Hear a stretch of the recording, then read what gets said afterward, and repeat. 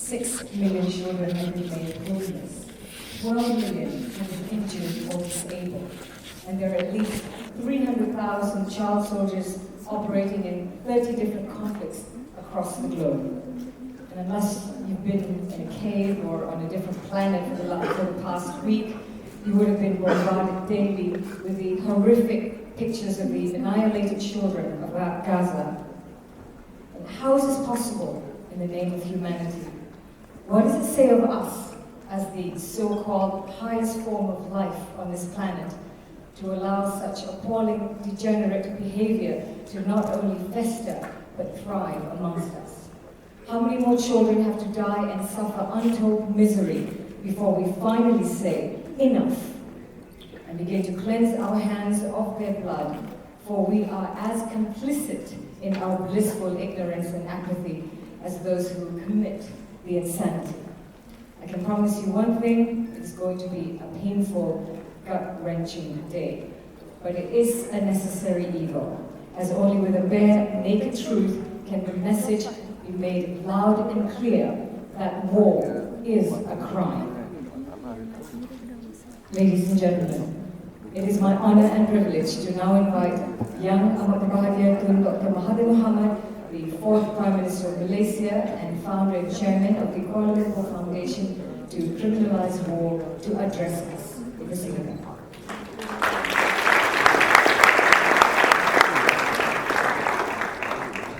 Nanti dekat gambar dengan rasanya tak apa. Tak, sebab telefon saya ingat agak gambar. Tiba-tiba dia tak ada bateri. Tak ada bateri. Saya asal mula merah, tiba tak ada bateri pula. Assalamualaikum warahmatullahi wabarakatuh. And a very good morning to everyone present. Ladies and gentlemen, today we are going to talk about war-affected children. Now, if we in Kuala Lumpur Peace Foundation are concerned to make war a crime, one of the major reasons is, of course, that war does not distinguish or give exemption to young, helpless people. They are as much a target in wars as anybody else. And many of them suffer far more because they are totally helpless. They cannot fight the war. Most of them are just victims of war. And they suffer not only from the injuries and the death, but also from losing the people who looked after them, the people on whom they depend. They lose their parents, they lose their brothers and sisters, they lose their uncles, and they are left destitute without any help from any source. Now, if this is not considered as cruel, I don't know what is cruel. That is why we feel that war should be made a crime. Today's war is not like yesterday's war. Today's war is total war. Nobody is spared. No place is spared. The whole country, and sometimes the adjacent countries, becomes the battleground. Everybody can be killed in a war, and certainly children would be a soft target because they cannot fight back. You can always kill them. And that is what they will witness in the early part of their life. And this would have a terrible influence of effect on their outlook on life. Life is very cruel for them. Sometimes we think that they, over time, will forget these things. But once some horrors like those found in wars are witnessed by children, It is bound to be somewhere in their minds throughout their life. And this is not going to make us a better society. This is not going to contribute to the so-called civilization of modern man. We think that war is a crime simply because there are other ways of solving conflicts between nations. Must we always kill each other in order to solve conflicts? But worse still, must we kill even the children, deprive them of their parents and their relatives who normally would be looking after them, leaving them without anyone to care for them, to look after their welfare, to feed them, to clothe them? Is this what civilization is about? That we are prepared to kill and maim and deprive the weakest members of our society because we want to solve conflicts between nations, or we want to promote some ideals or ideologies because we feel that these ideals and ideologies are good for us. How good can they be if you begin by killing children?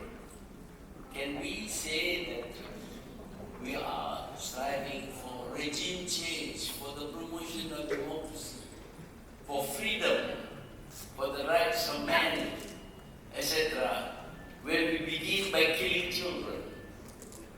We may kill adults, that is bad enough, but to kill children who are totally defenseless cannot be something that can contribute towards a better quality of life, towards a more liberal democracy, towards more human rights and freedoms, etc.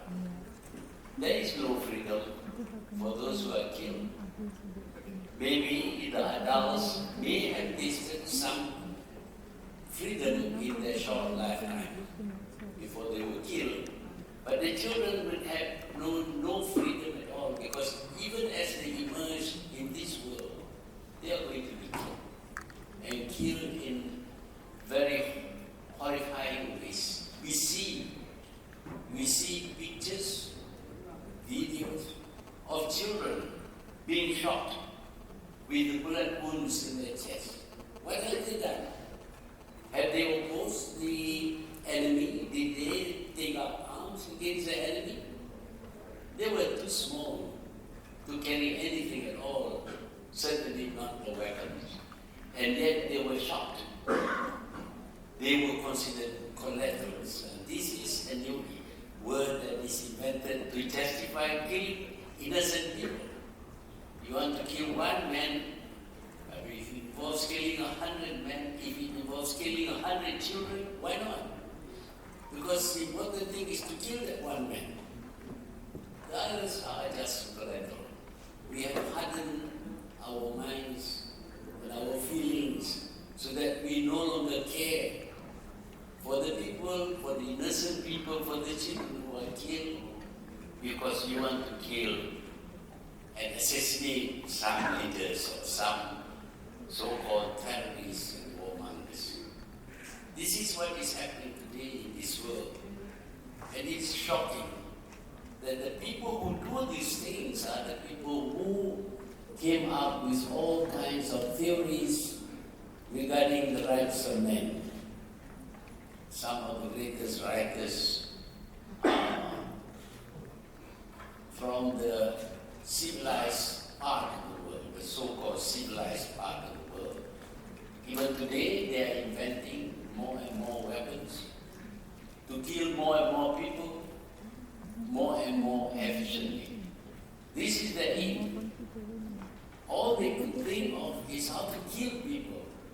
And if in the process you have to kill little children and babies, well, why not? This These are collaterals. They are just in the way. So they have to be killed because you are going to get at the person you want to kill. Even if that person is one of those disabled ones. That doesn't matter. You have to kill him and kill whoever happens to be around him, including the children. This is our civilization. We are very proud of our civilization. We think about the rights of man, about being liberal, about condemning capital punishment. You shouldn't take a man's life because he is uncivilized. Even if the man kills another man, a murderer, even if the man distributes drugs so that people will have a life that is meaningless, really the walking dead.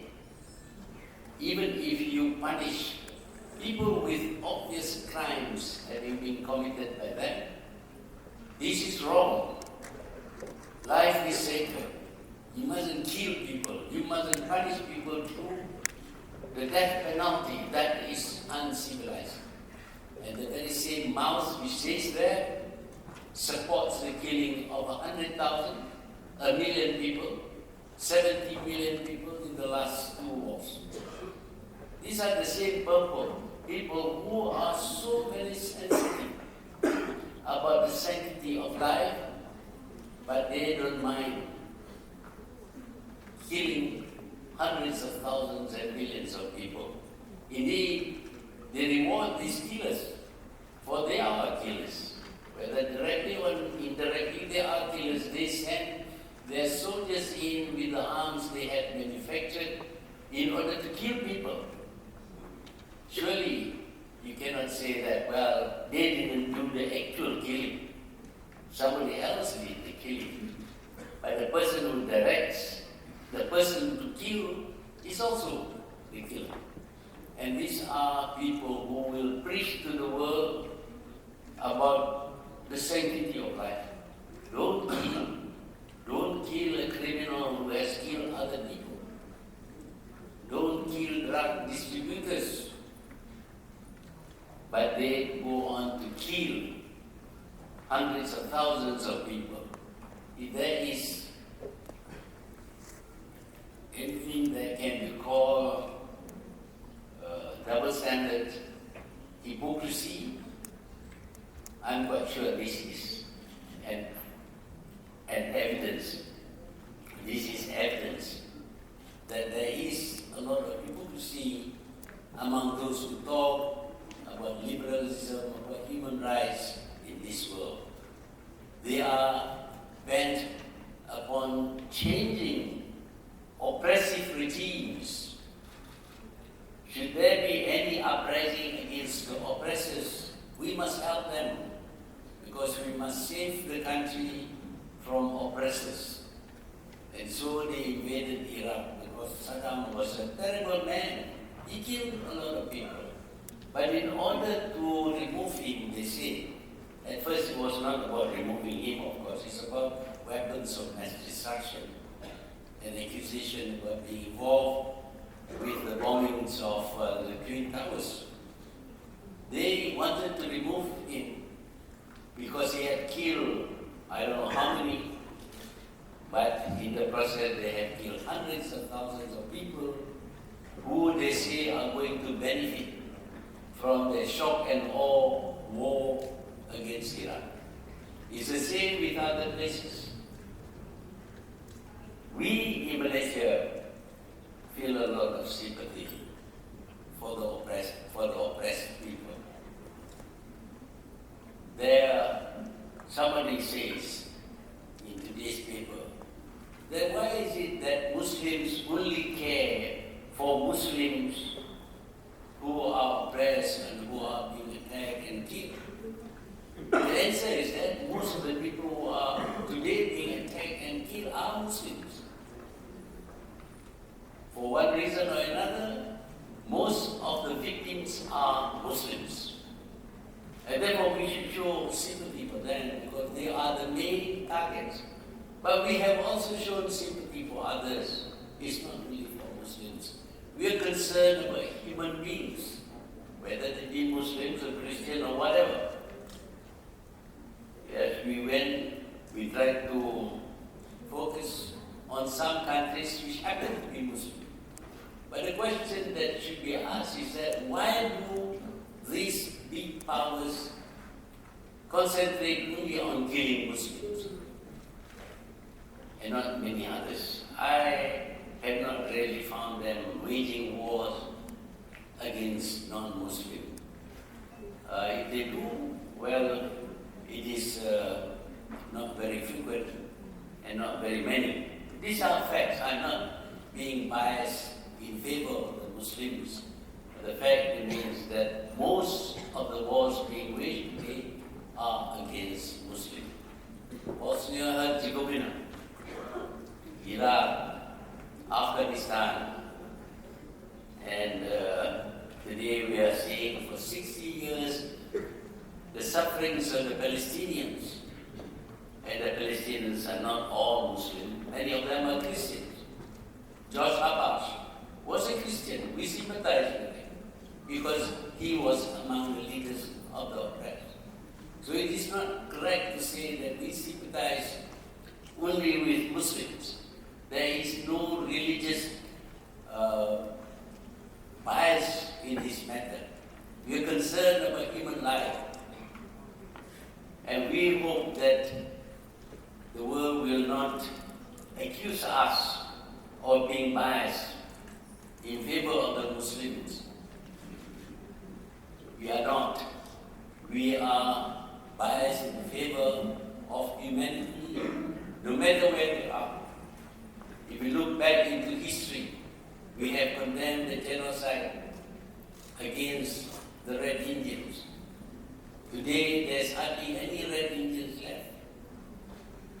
And there was genocide also in Australia, where the Aborigines were shot as if they were animals.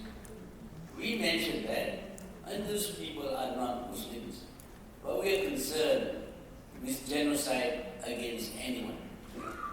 So when we focus on children affected by war, we're not talking about Muslim children alone. A lot of other children are affected by war, and their plight should be our concern. In Argentina, we know that women were arrested, and when they give birth, they are murderers.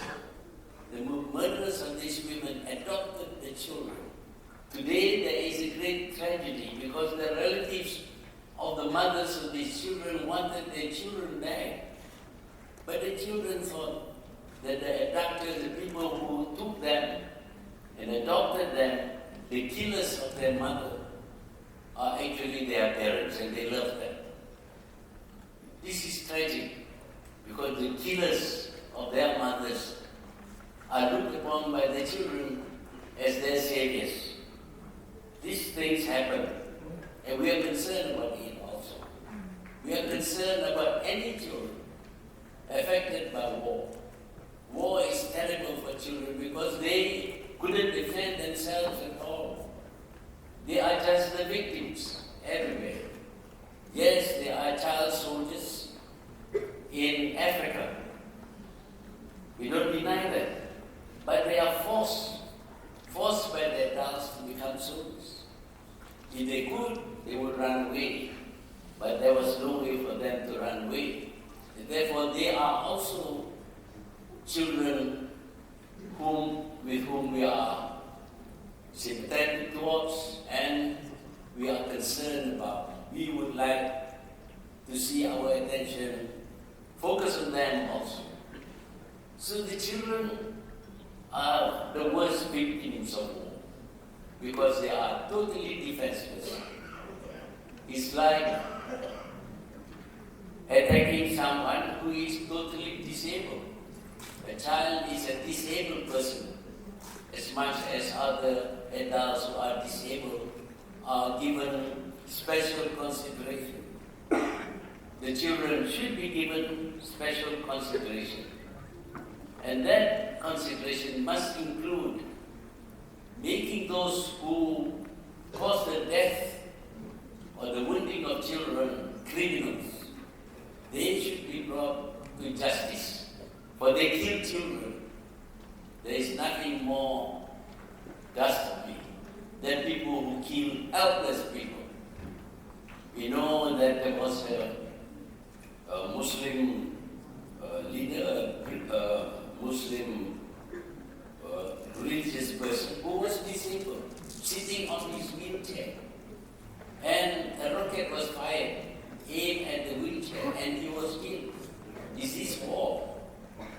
Today's war has spread to such an extent that people attack anybody, no matter where they are, because you don't want to make them safe anywhere. So even if you are not at war with a country, you can attack somebody who is found in that country, mount an assassination team to drop into a country that is not at war with you in order to kill your target, your victim. But in the process, very often other people get killed. The use of unmanned aerial vehicle today is a new weapon where the operators, the warmongers, can stay thousands of miles away from the scene of battle and cause the death of people, safe while they are safe, drinking beer perhaps, where they are operating. This is modern warfare, and I think it is very retrogressive. At least in the primitive age, people who go to war recently kill themselves. They go to war to kill or be killed. But here we are seeing people who go to the war to kill, but not to be killed. They are safe thousands of miles away. I think we have retrogressed. In terms of civilization, we have retrogressed. And when you kill from a distance, no matter how great is your precision weapon, obviously others are going to be killed. And among the others will be children, innocent children, playing with their mothers and fathers, suddenly had their life terminated by a weapon directed from thousands of miles away, carried by unmanned aircraft, which even if you shoot down will not cause the death of the operator, and the children will be exposed to the same threat of being wounded or killed by enemies whom they cannot see, they cannot hear. These are the latest fiendish weapons that has been invented. And we know they are still thinking of putting weapons in the space, in outer space, so that they can look down and see what we are doing on the ground. And then they can launch whatever rocket they may have, unmanned of course, to kill people. So it goes on. Although they are bankrupt now, they owe money which they cannot pay, but they always have money to invent, produce, and equip their forces with ever more sophisticated killing machines. This is our modern civilization, and the killing machines do not recognize the age of people. They are not programmed so as not to kill children who happen to be in the arms of their mothers. Kill the mothers. Don't kill the children. That is being programmed, I suppose. But so far, we have not seen such precision that the weapons will ask, well, how old are you? Are you ready to be killed? And then only will the weapon explode and kill, after determining the age of the target. So this is modern civilization. And if we in the Pradana Global Peace Foundation wish to draw the attention of humanity, it's a big task, the whole world. There are about 7.6 billion people in this world. We are going to try and convince them that war is a crime. And certainly killing children is a greater crime. How people can kill and not consider it a crime and give rewards to the killers, deck their chests with medals, multicolored medals, build statues for them and glorify them with plaques saying about how they won this battle and that battle.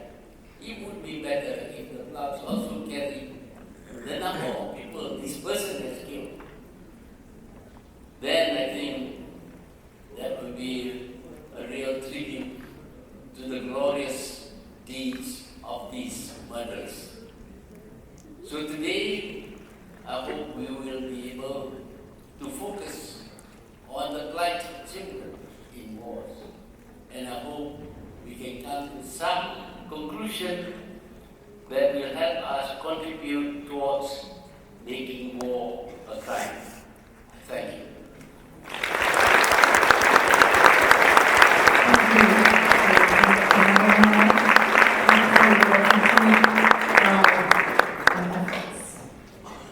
Focus on issues that really matter. In a moment we will begin the first session.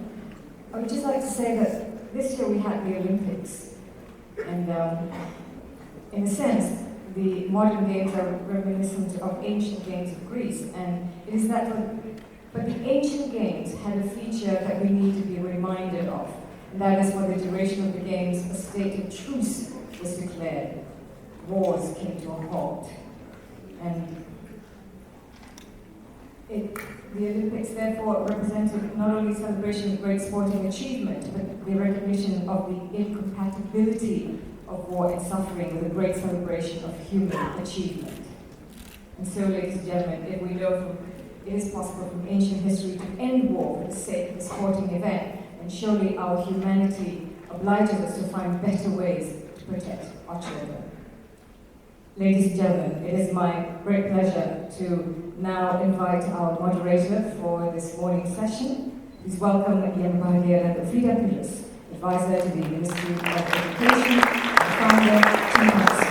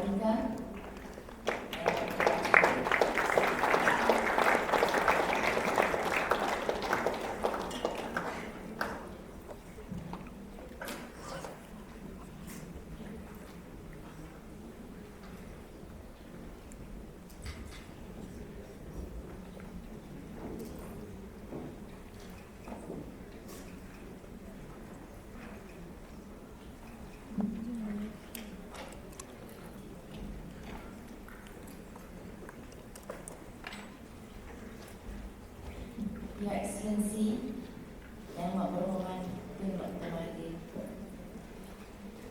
Chairman of the Kuala Lumpur Foundation to Criminalize War.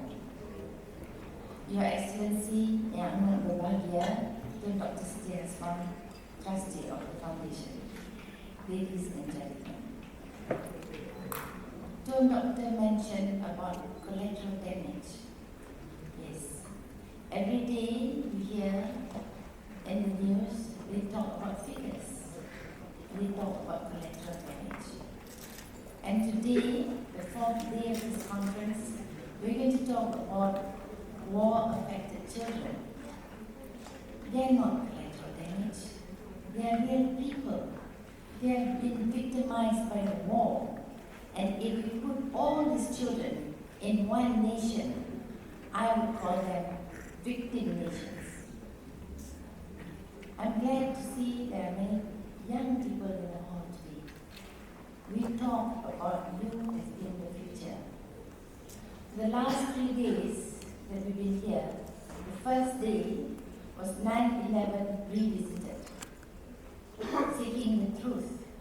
And now we know the truth of what happened on 9/11 and the consequences of what happened on 9/11. The last 2 days, Tuesday and Wednesday, words cannot describe what happened. It was difficult to see what happened. And today, in this hall, mothers, fathers, children, especially children, we are talking about your future. And ladies and gentlemen, today I have 4 very distinguished speakers. Distinguished because they've given their life's work to talk about children, how they suffered, not only during wartime, during peacetime. And first of all, we have with us today from the United States, Dr. Francis Boyle. This morning I had a short conversation with him, and I said, when did you start your work looking into all these issues? Do you know what he said? He said he started to be interested in this during the Cuban Missile Crisis, when he was only 12 years old. And he thought, well, I must make a difference. And ladies and gentlemen, he's here today. After how many years of work? 4 decades and more? Working, looking, seeking the truth, and trying to bring justice to the world. And Dr. Mahathir and Dr. Siti Hasma, thank you very much for opening our eyes and our hearts and making us think that this should be our life's work to criminalize war.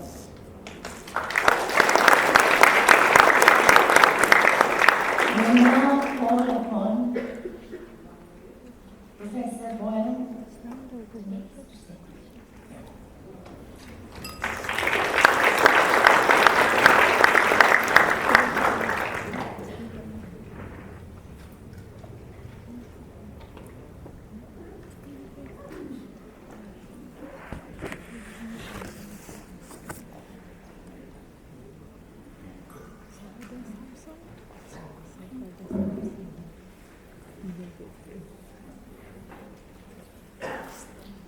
Assalamu alaikum.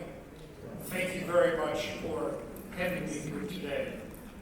And I especially want to express my gratitude to the invitation to speak to Dr. Mahathir and his wife, Dr. Siti, at this important event. In Poland, they have a special toast called 100 lat. May you live 100 years. And so I say to Dr. Mahathir and to Dr. Siti, 100 lat, may you both live 100 years.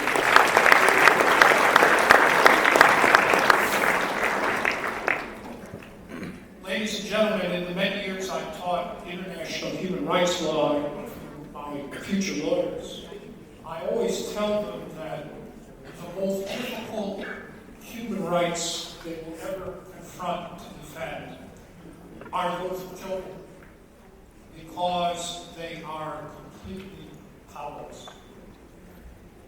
During the summer of 1991, I was contacted on behalf of some mothers in Iraq whose children were dying at astounding rates because of the genocidal economic sanctions that had been imposed upon them by the Security Council in August of 1990 at the behest of the Bush senior administration and the British government under Margaret Thatcher.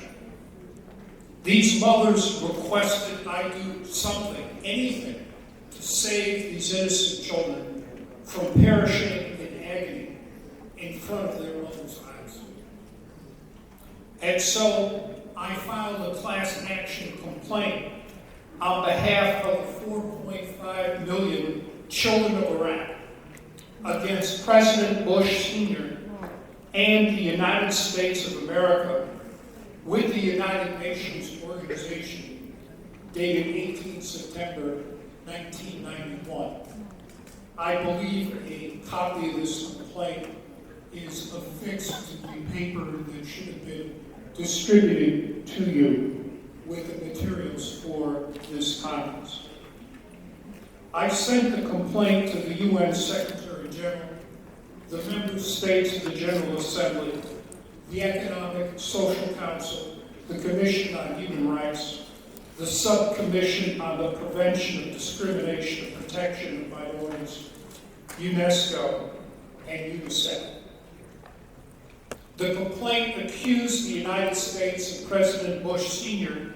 of committing the international crime of genocide against the 4.5 million children of Iraq in violation of the 1948 Genocide Convention, of a gross and consistent violation of the fundamental human rights of the 4.5 million children of Iraq guaranteed to them by the Universal Declaration of Human Rights, as mentioned by Dr. Mahathir. Third, of the complete negation and denial of all the rights guaranteed to the 4.5 million children of Iraq by the Convention on the Rights of the Children. Fourth, systematic violation of special protections of international humanitarian law for the 4.5 children of Iraq set forth in the Geneva Conventions and Protocols. I demanded, one, the termination of all forms of multilateral and bilateral economic sanctions against Iraq. Two, the massive provision of international humanitarian relief supplies to Iraq by all organs of the United Nations system. Three, monetary compensation be paid to the children of Iraq and their families for the death and physical and mental injury inflicted by the United States. And four, that criminal proceedings for genocide be instituted against President George Bush Sr. by the appropriate organs of the United Nations system. My complaint in September of 1991 estimated that since the sanctions were first imposed against Iraq in August of 1990, Iraqi children were dying at the rate of 500 per day. 500 per day. Despite my best professional efforts, working on behalf of my clients, the mothers and the children of Iraq, pro bono publico, the grossly hypocritical United Nations organization refused to act to terminate these genocidal sanctions and save the dying children of Iraq. I got nowhere. Indeed, one of the worst responses I got was by then Professor Rosalind Higgins on the UN Human Rights Commission from Britain, saying the sanctions were the fault of Saddam Hussein. Excuse me, the war was over in February of 1991. There was no reason for any of these sanctions to continue to be imposed on the children or the people of Iraq. This is a completely bloodthirsty response. And yet, not surprisingly then, the British government put Rosalind Higgins on the International Court of Justice, the World Court.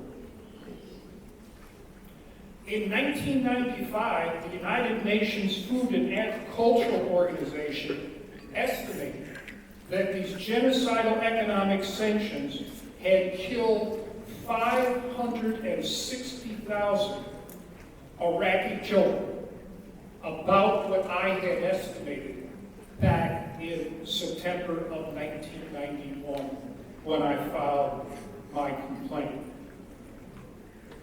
As we all know, U.S. Secretary of State Madeleine Albright was interviewed on CBS News on May 12, 1996 about this by Leslie Stahl. And she said, and I have the whole transcript there in my paper, which is available to you, but in brief. We have heard that 500,000 children have died. I mean, that's more children than died in Hiroshima. And you know, is the price worth it? And Madeleine Albright, then ambassador to the United Nations, with extraordinary and plenipotentiary powers, speaking on behalf of the United States government, says, quote, I think this is a very hard choice, but the price, we think the price is worth it. 560,000 Iraqi children, my clients, and their deaths were worth it? Worth what? What a sick and demented thing for someone to say. Even worse than Rosalind Higgins. And these two are supposed to be women. Where are their maternal instincts for children? It just shows you the sick and demented people we have running the governments of the United States and the United Kingdom. That they would murder 560,000 children in Iraq and think the price is worth it. This statement made by Albright provided proof positive of the genocidal intent by the United States government against Iraq and its children, as defined in Article 2 of the Genocide Convention, to which the United States and Britain are parties. Quote, in the present convention, genocide means any of the following acts with intent to destroy in whole or in part a national, ethnical, racial, or religious group as such, unquote. Certainly 500,000 dead Iraqi children that the U.S. Secretary of State specifically intended to destroy as such, and did indeed destroy as such, constituted a very part of the Iraqi people. These 500,000 dead children of Iraq were the very future of the people and the state of Iraq. And that is why they were killed. The United States and Britain did not want Iraq to have a future. And that is why people, governments, states exterminate children. We heard the last 2 days what the Israeli war criminals and genocidaires do to Palestinian children. They do not want Palestine to have a future, so they target their children. This Albright statement is what we lawyers call an admission against interest, made in her scope of official duties, that I could have taken to the International Court of Justice in The Hague to prove that the United States possessed the required criminal intent necessary to commit the international crime of justice. And indeed, as we will see in a minute, I did try to do that.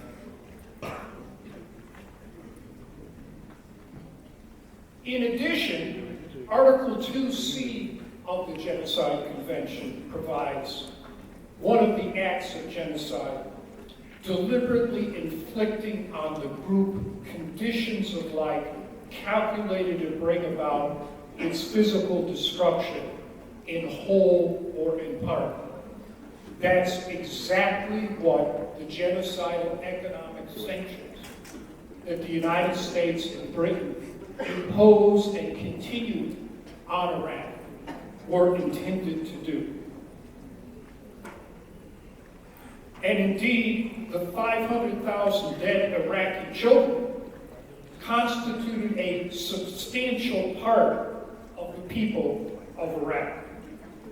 And that is the threshold numerical test for genocide recognized by the International Court of Justice itself, that I had successfully argued for the Republic of Bosnia and Herzegovina when I was the lawyer for the Bosnians and sued the genocidal Yugoslavia in 1993 and won 2 orders of provisional measures of protection on behalf of the Bosnians against the genocidal Yugoslavia. And of course, as Dr. Mahathir correctly pointed out, no one cared. The great powers on the Security Council refused to enforce my orders, despite the terms of the United Nations Charter requiring them to do so. And why? Because, as Dr. Mohamed correctly pointed out, they were Muslims. No one cared. I can assure you that if Muslim men had raped 40,000 Christian women, Europe and the United States would have bound them to hell the next day. And instead, when you have Christian Serbian men raping 40,000 Bosnian Muslim women, Europe and the United States did absolutely nothing.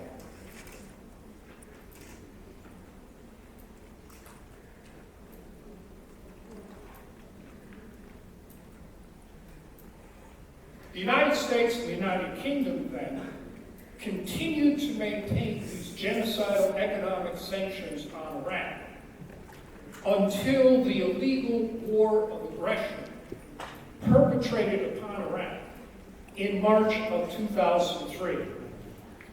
And as we all know, due to the efforts of Dr. Mahathir, who planted the work of everyone here at the Kuala Lumpur War Crimes Tribunal a year ago at this time, we secured the convictions of Bush Jr. and Tony Blair for a crime against peace, against the people of Iraq. These 2 men are international criminals, Bush Jr., Tony Blair, for what they did to Iraq and the Iraqi people, and they must be jailed.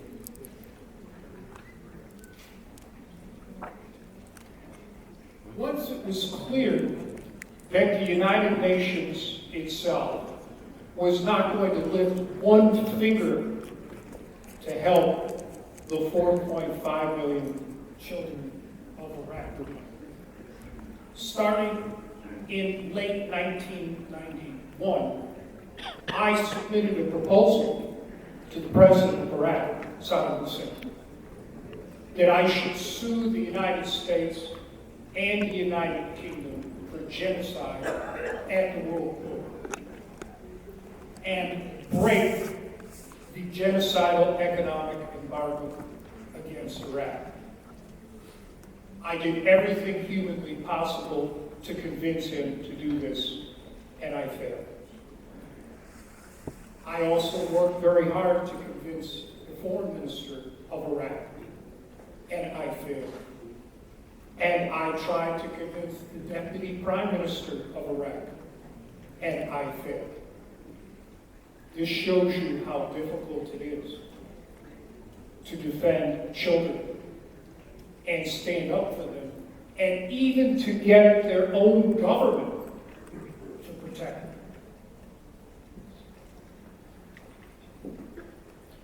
Approximately 1.7 million Iraqis died as a direct result of these sanctions, including within that number 750,000 Iraqi children. In addition, another 1.4 million Iraqis died as a result of the Bush Jr. Tony Blair war of aggression against Iraq. To this death toll have to be added 200,000 Iraqis President Bush Sr. slaughtered in the 1991 Gulf War.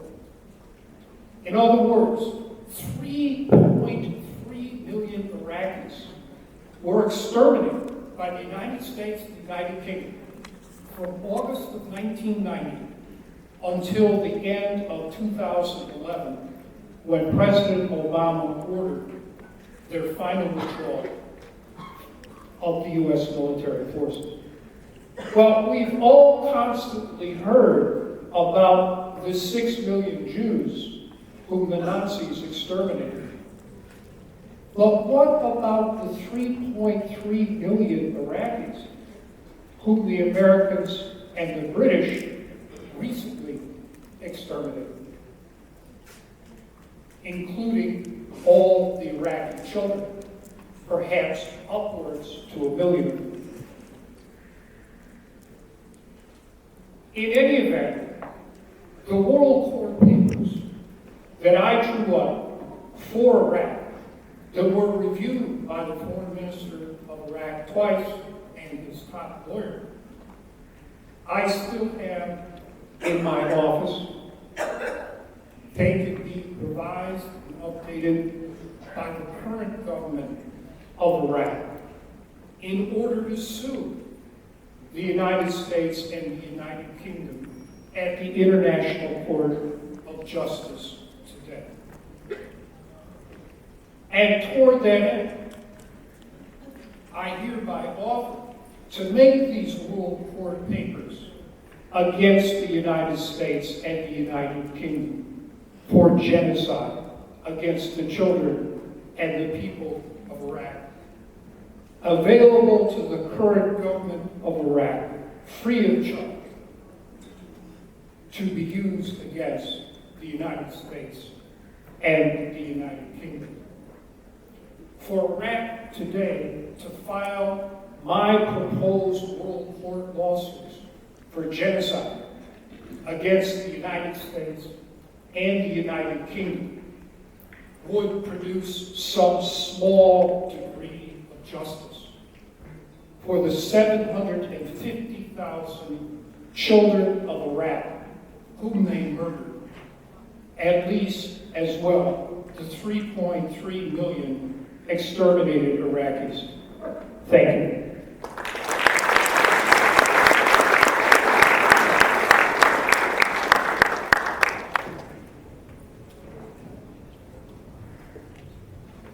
Thank you, Professor Boyle. If you said Stolak to young Mohamed to Mahathir and young Ahmad Bahagia to Siti Hasma, we say Stolak to you for 100 years to go on fight for justice, to bring all these evil people to justice. Thank you very much.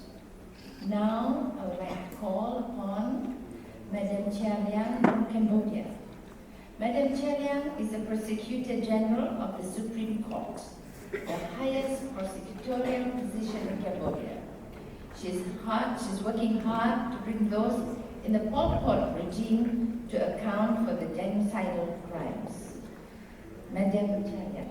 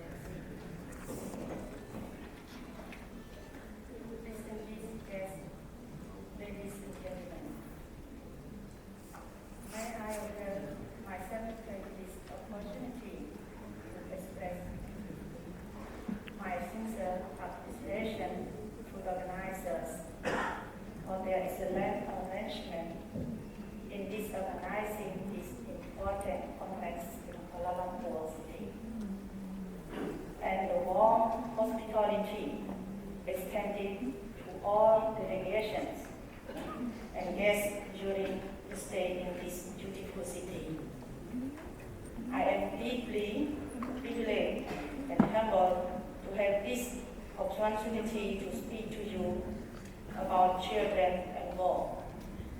It is a matter close to my heart and a major part of my professional interest. Children are our common treasure, the most gentle and the best part of our families and our future, our children. They are all our hope. I am a mother of 3 children. I am a Cambodian, and I am the co-prosecutor of the Khmer Rouge Tribunal. I know very well about the war and war teaching.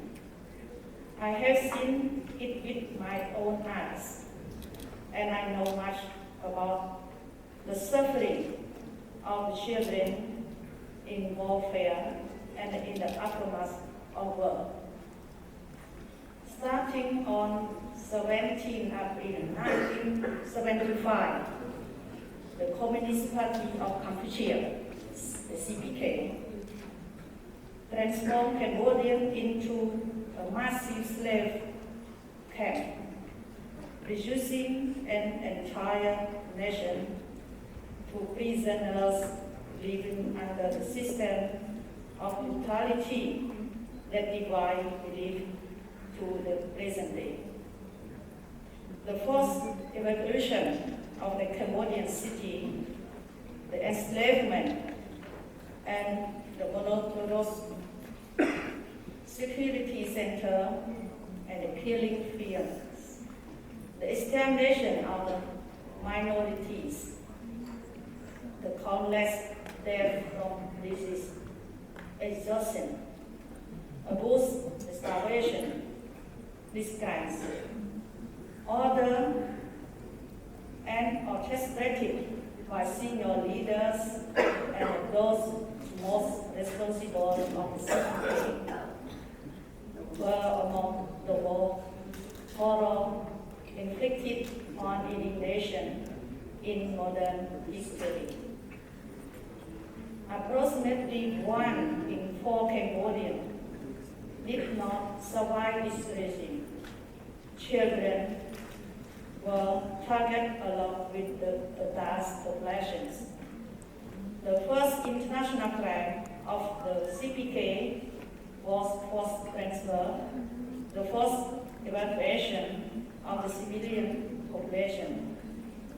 Children were the group of this kind. A few days after the Khmer Rouge took power in 1975, the Khmer Rouge forced millions of people in Phnom Penh and other cities into the countryside to undertake agricultural work. Although the precise number of people who were made to leave Phnom Penh is unclear. The figure of 3 million is sometimes cited of the proportion of the population moved from Phnom Penh alone. In 1977, the CPK itself announced that 4 million people had been moved into the countryside. There was no discrimination in terms of who was chosen to march into the countryside. It's including everyone, children and women who had just given birth, entire families were forced to leave, and frequently family members were separated from each other. People took what they could carry in their hands and on wagons and depart from the country. The exodus was slow and painful. The people crowded the streets and set off of the provinces. When leaving Phnom Penh, they did not just leave their homes and their belongings, but they left their life behind too. For there would no life in the CPK cooperatives, but the terror and threat of the regime was only beginning. The separation policy of the CPK meant that children were separated from their parents, brothers, sisters, and made to live with other children in communal houses. Simple relative members were not free to travel without permission. Children were really permitted to see their parents and siblings. They were unable to speak freely to each other and live under constant fear of execution. When reaching a certain age, children would leave the communal houses to the transfer to work in another part of the country, often eliminating entirely what fleeting contacts between child and parent remain. The evacuated population was forced to work in agricultural cooperatives in primitive conditions. Those cities were forced into the countryside, known as Blue people or Serventi April people, had no experience of farming or manual labor. Life was often short and brutal in the cooperatives. The appalling conditions were often used as a means of public humiliation for the former prominent members of the society and the members of the ethnic minorities. So-called children's units comprised of those aged between 13 to 17 years. These children face identical living conditions as adult workers. They were starving and malnourished. They resort to eating lizards and poisonous leaves and drinking unclean water. Children contracted cholera and malaria, and with no medical treatment, often succumbed to death very quickly. No matter how much food supplies had been produced at S21, it was 24, it was all delivered to the Central Committee Starvation Plan.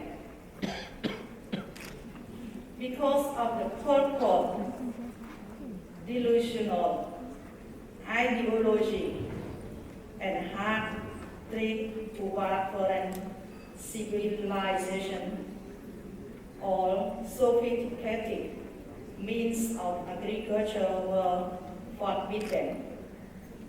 Work was carried out manually, often with no proper tools provided. The workers, including young children, were forced to perform manual labor, forbidden from speaking or moving without permission. Children were also included in forced labor units for the construction of dams for irrigation. Again, with no proper tools or equipment, labor units were forced to dig with basic tools and move huge quantities of soil by hand.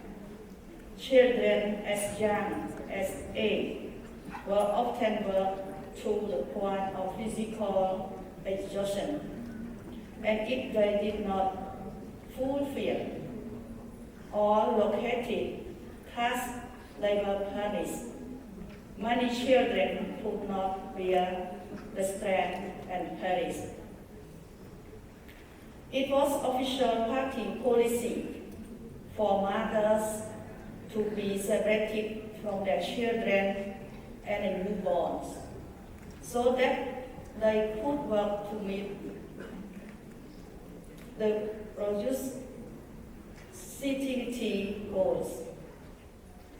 Pregnant women who were forced to work. At the time of cooperative, for example, children were forced to work in the fields, digging feeder tunnels, collecting cow dung, carrying termite mounds, putting up dams and building bricks. Nobody there and refused, as they were terrified of being killed. At times, the people were forced to work until close to 10 p.m. at night. Khmer people were forced into marriage under CPK, often paired with a complete stranger and forbidden from forming a family, and a couple had to produce one child per year for the CPK, known as Onka. At 3 to 5 years of age, the child was removed from its mother and would be sent to work. Kyo Song-hong, now at trial at the ECCC, encouraged and promoted the use of forced labor in speech made between 1975 and 1977. He encouraged and prized the use of children as the labor force.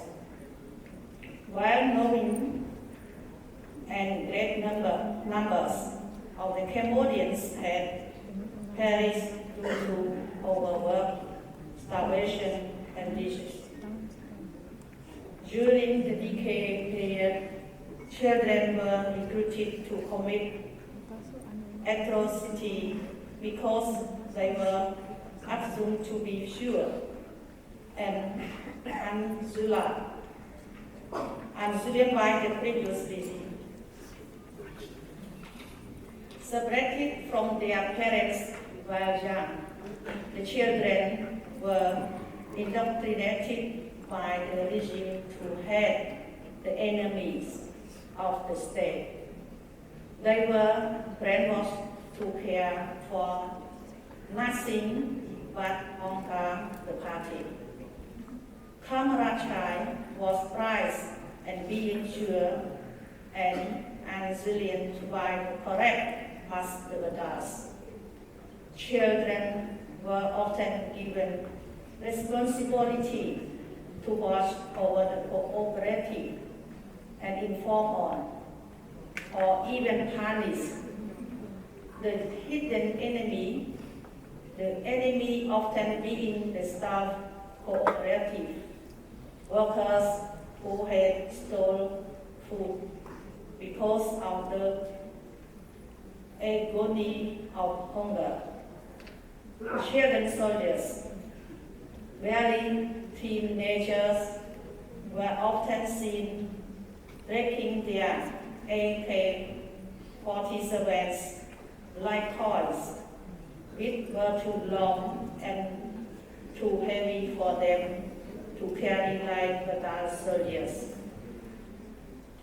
Evidence shows that Ian Sri, also on trial now at the ECCC, recruited young children from the age of 8 to 15 years, all to them as sugar cutters being used by the regime as the term to describe groups of workers, taking full advantage of the fact that they had not been influenced by any other form of education.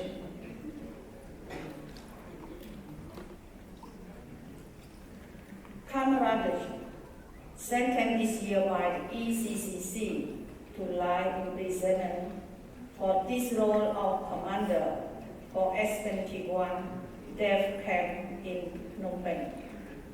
Said he selected children or young men for his S-21 staff because they were like a blank piece of paper on which one could write whatever one wanted.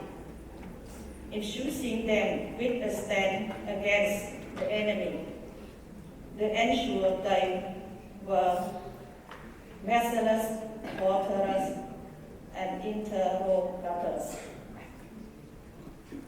The Khmer Rouge wanted their revolution and all the people of Cambodia to be pure. People had to be clean in terms of their mythology and background. The people who committed even every minor infractions, such as complaining about the hard labor or stealing food, were labor enemies of the state and were often made for execution. In late 1976 and early 1977, the set of hidden strata became the Khmer Rouge main activity. Villagers were made to spy on one another, encouraged by the slogan, "You must know how to dress one another. Report everything to ONCAP." Those access to be traitors were taken to one of many security centers around the country. Despite the fact that many of detainees and prisoners held in security centers were only the former Khmer public soldiers or officers, arrested and confinement extended to the spouse and children of those soldiers or officers. We know children were held in security centers, for example, at S-21, Dam Rai Srap, Kram Chachan, and Charai. Children were also arrested simply for being part of ethnic minority. For instance, the Muslim child taken from one of village in Angkor Plan were reportedly hardworking and had committed no violence of CPK policy. But they were arrested only because they were charmed. Those arrested included women and children, as the men had been separated previously from their families and relocated to mobile work brigade around the same time. All the remaining charged from the under commune in Kram district. Now I want to speak about the unlawful killing about the children and all the Cambodian people. After getting to power, the Khmer Rouge was concerned first of all with their wartime enemies, the officials and officers of the colonial government and army. They rooted out the colonial personnel and soldiers once they gained control over Phnom Penh. Later, the Khmer Rouge became obsessed with the funding enemies, everywhere believing that within the population there were potential enemies that would undermine the revolution. Mass arrest, detention, and murder innocent people, including children, became commonplace. In 1975, those from the capital Phnom Penh were usually cast as class enemies due to their background and high education. Any small mistake would lead to their arrest, imprisonment, and execution. For instance, the mass execution of the Jarai prisoners, including children who were taken blindfolded and with their hands tied, were simply executed. In the next place, the Khmer declared full scar plus was the instructed the security police to watch out for aids of the Soviet KGB and American CIA, and later the Vietnamese communists.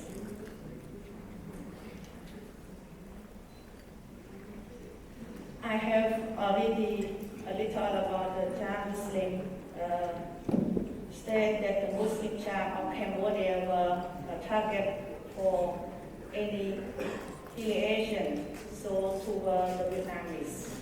The Vietnamese were also target for genocide. The Communist Party of Cambodia based their policy to destroy it. The Vietnamese looked on the theory of Mahathir.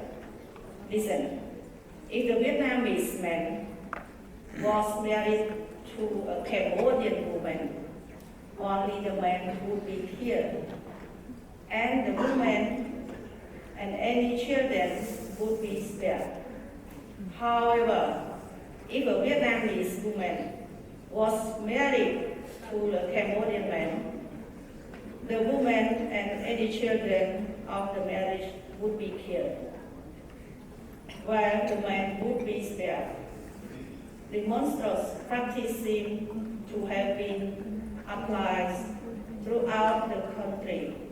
Killings of the ethnic Vietnamese in the Siem Reap province were also extensive and brutal.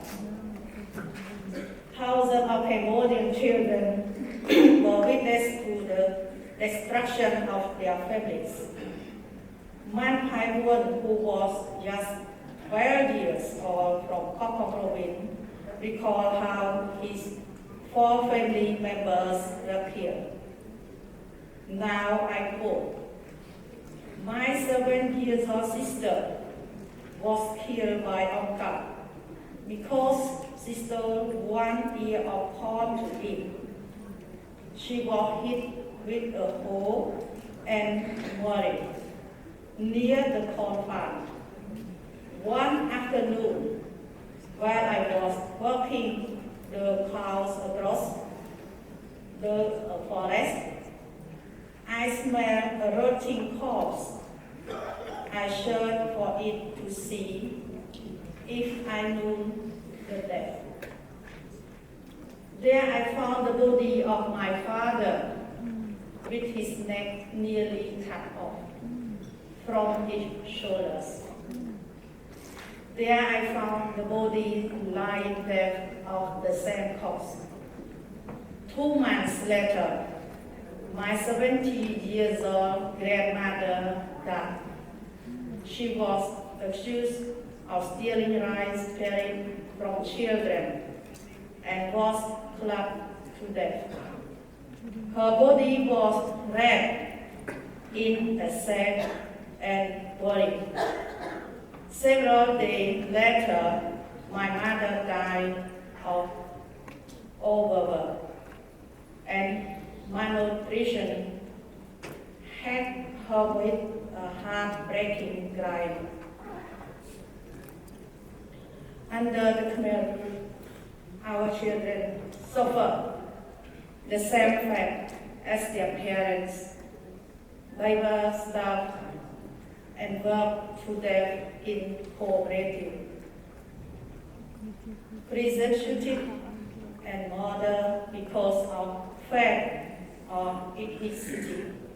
Children were arrested and murdered in security camps simply for being the soft spirit of the parent accused of being the traitor of the nation. Our children were brainwashed and indoctrinated. Their innocence and openness disturbed and robbed from them. So they would commit unspeakable acts of brutality for the regime.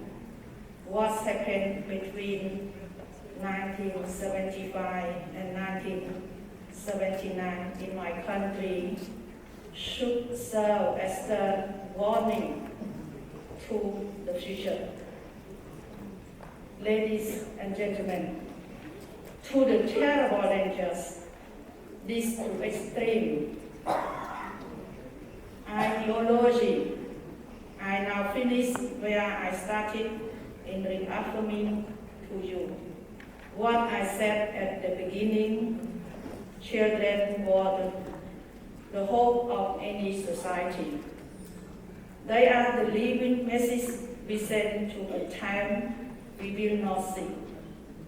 How we regard our children in peace or war is a reflection of ourselves. As President Nelson Mandela said, there can be no cleaner revelation of a society's soul than the way in which it treats its children. Thank you for your kind attention.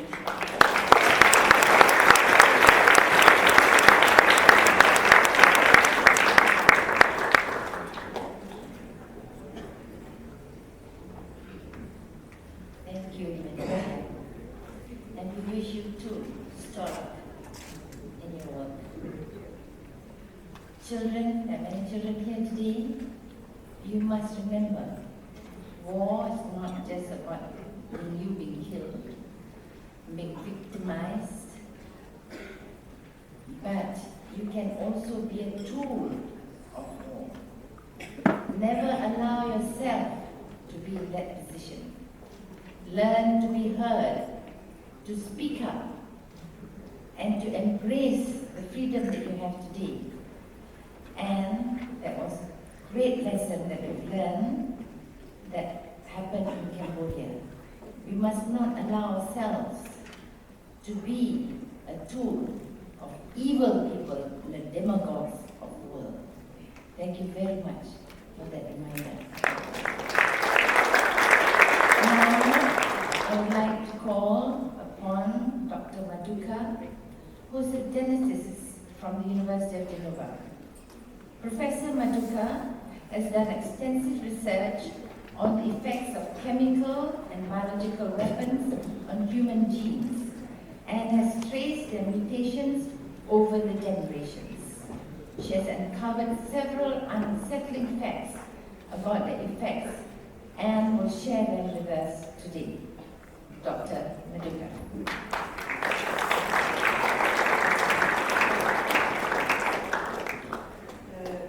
Good morning. Thank you physically for having me here.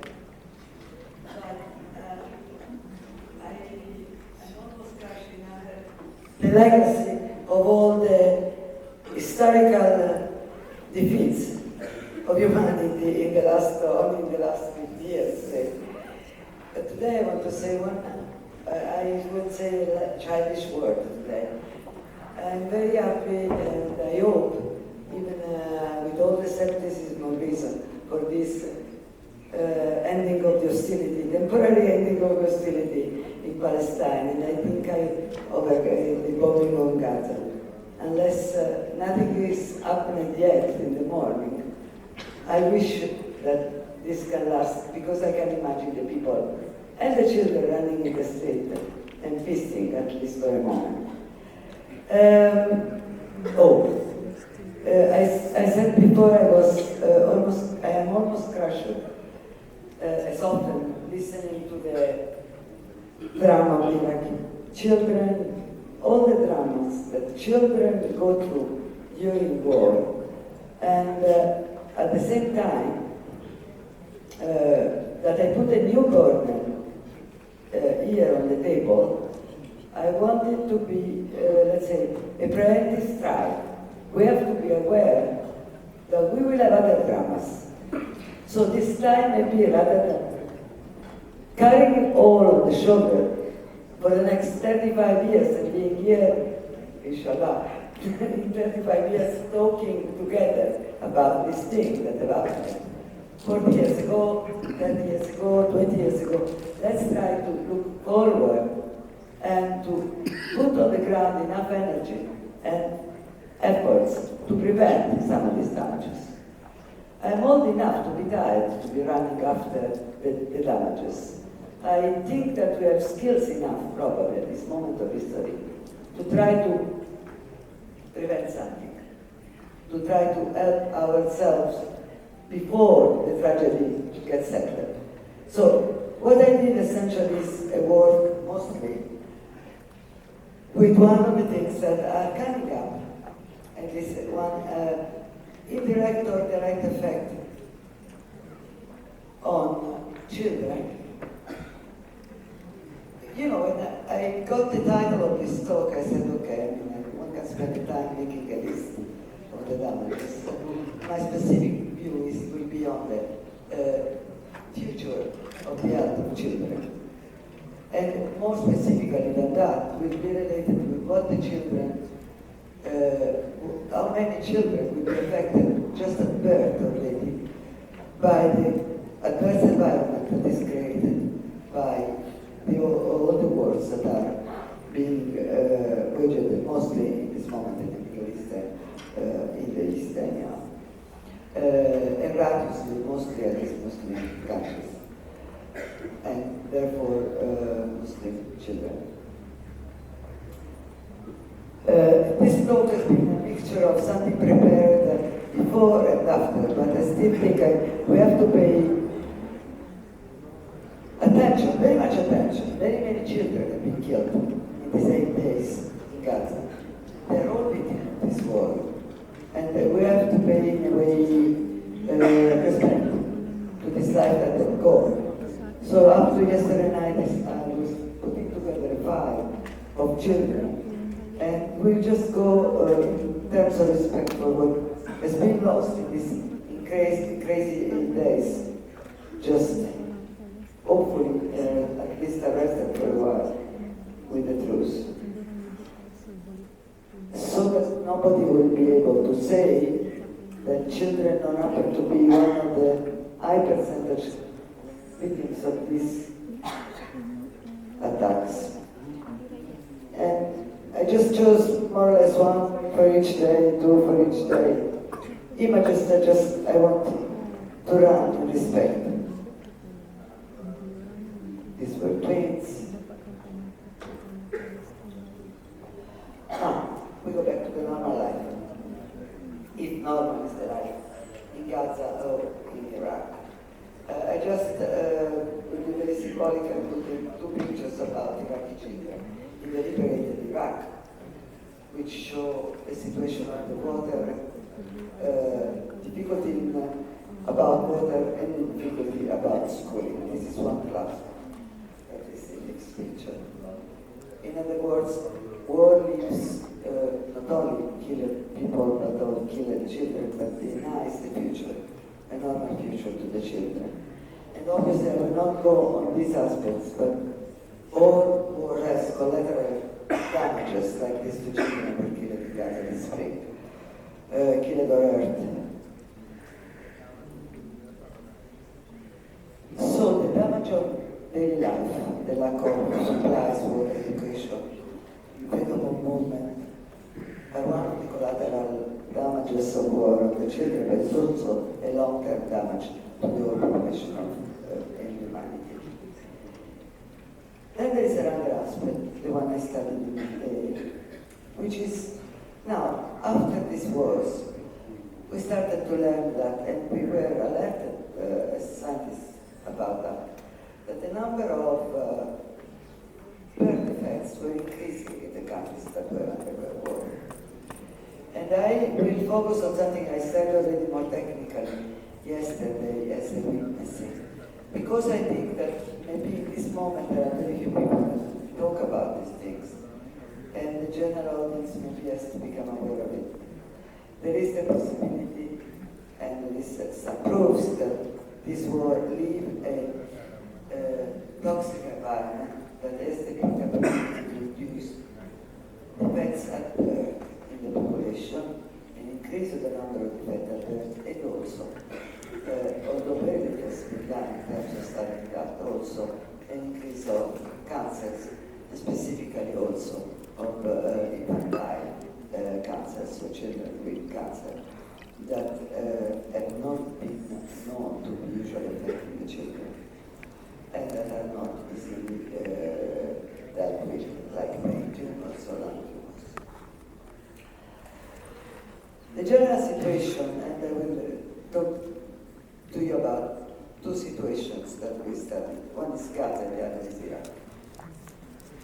The general situation in Gaza, where I spent a lot of time, so I know what is the daily life in the hospital, because I was there every day, is structurally very difficult in the maternity and the intensive care unit. You see this place is a maternity where you have 40, 50 children born every day, and this was the only children born, which is the place where you put the child is born, that was available up to April last year, when we finally managed to buy another one. And if you saw before, this one was intensive care unit. That was the situation in April. Finally, the Belgian government donated some more incubators.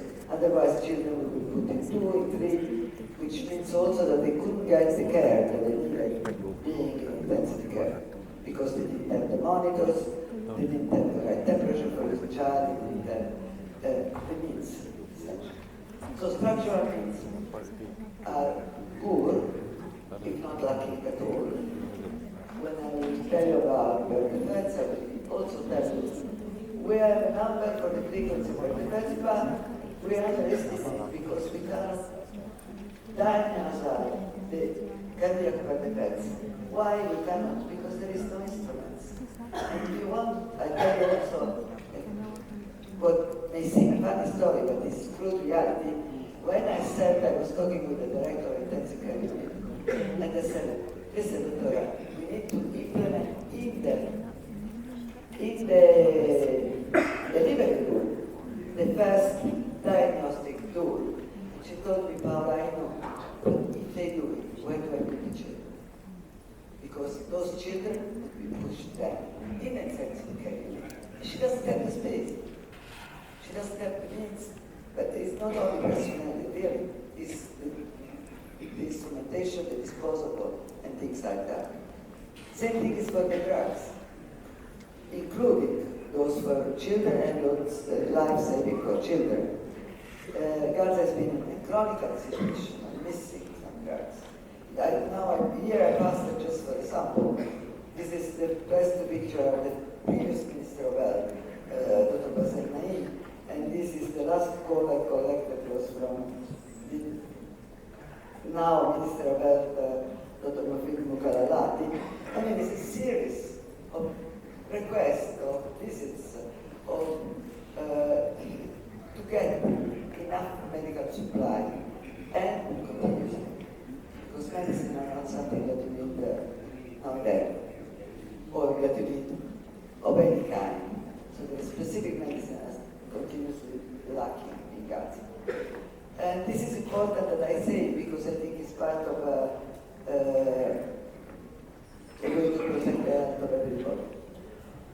Children are part, intrinsic part, in as much as they are dependent from the health of us adults and the way we regard the continuity not of our private life but of the life of us as humankind and as a community.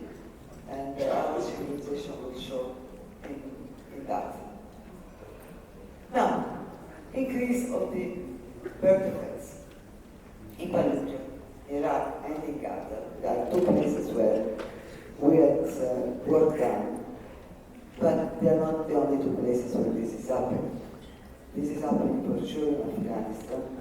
Most likely it's happening, or will be happening unfortunately, in Libya. Most likely in a few other places in the planet. And as happened and it may be still happening in Yugoslavia, it has been happening throughout the last 20 years at least, weaponry has been used that is able to deliver in the environment contaminants that are stably remain in that environment, can be accumulated in human body, and therefore can affect the reproductive life of the families. Although if you want to investigate that, you try to start the study and you are faced with the difficulty that there is no previous records in these places. Whether because there has been war or because simply there was not a record. So we have to devise methods to investigate these issues. And the key method has been to use a protocol that would reconstruct the reproductive life of each family that is seen both in Iraq and in Gaza, and that allows to go back to know then on the average of that specific population what were the events and how they developed in time in order to reconstruct the past to see the difference with the present. I try to be more explicit than that, and we skip that. What we are talking about is this. These are the children. They are some of the Iraqi children, and this is what we do. We reconstruct the pedigree of the family, giving name and health status for each of the children of the family. This is particularly best done in those countries which have large families, of course.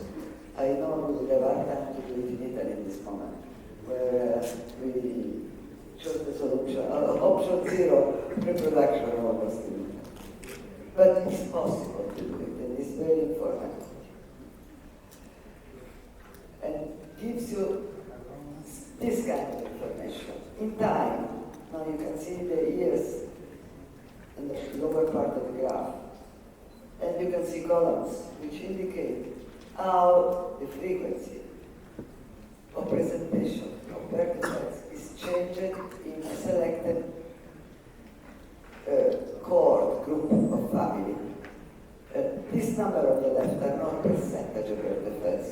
This is the way they changed within this family.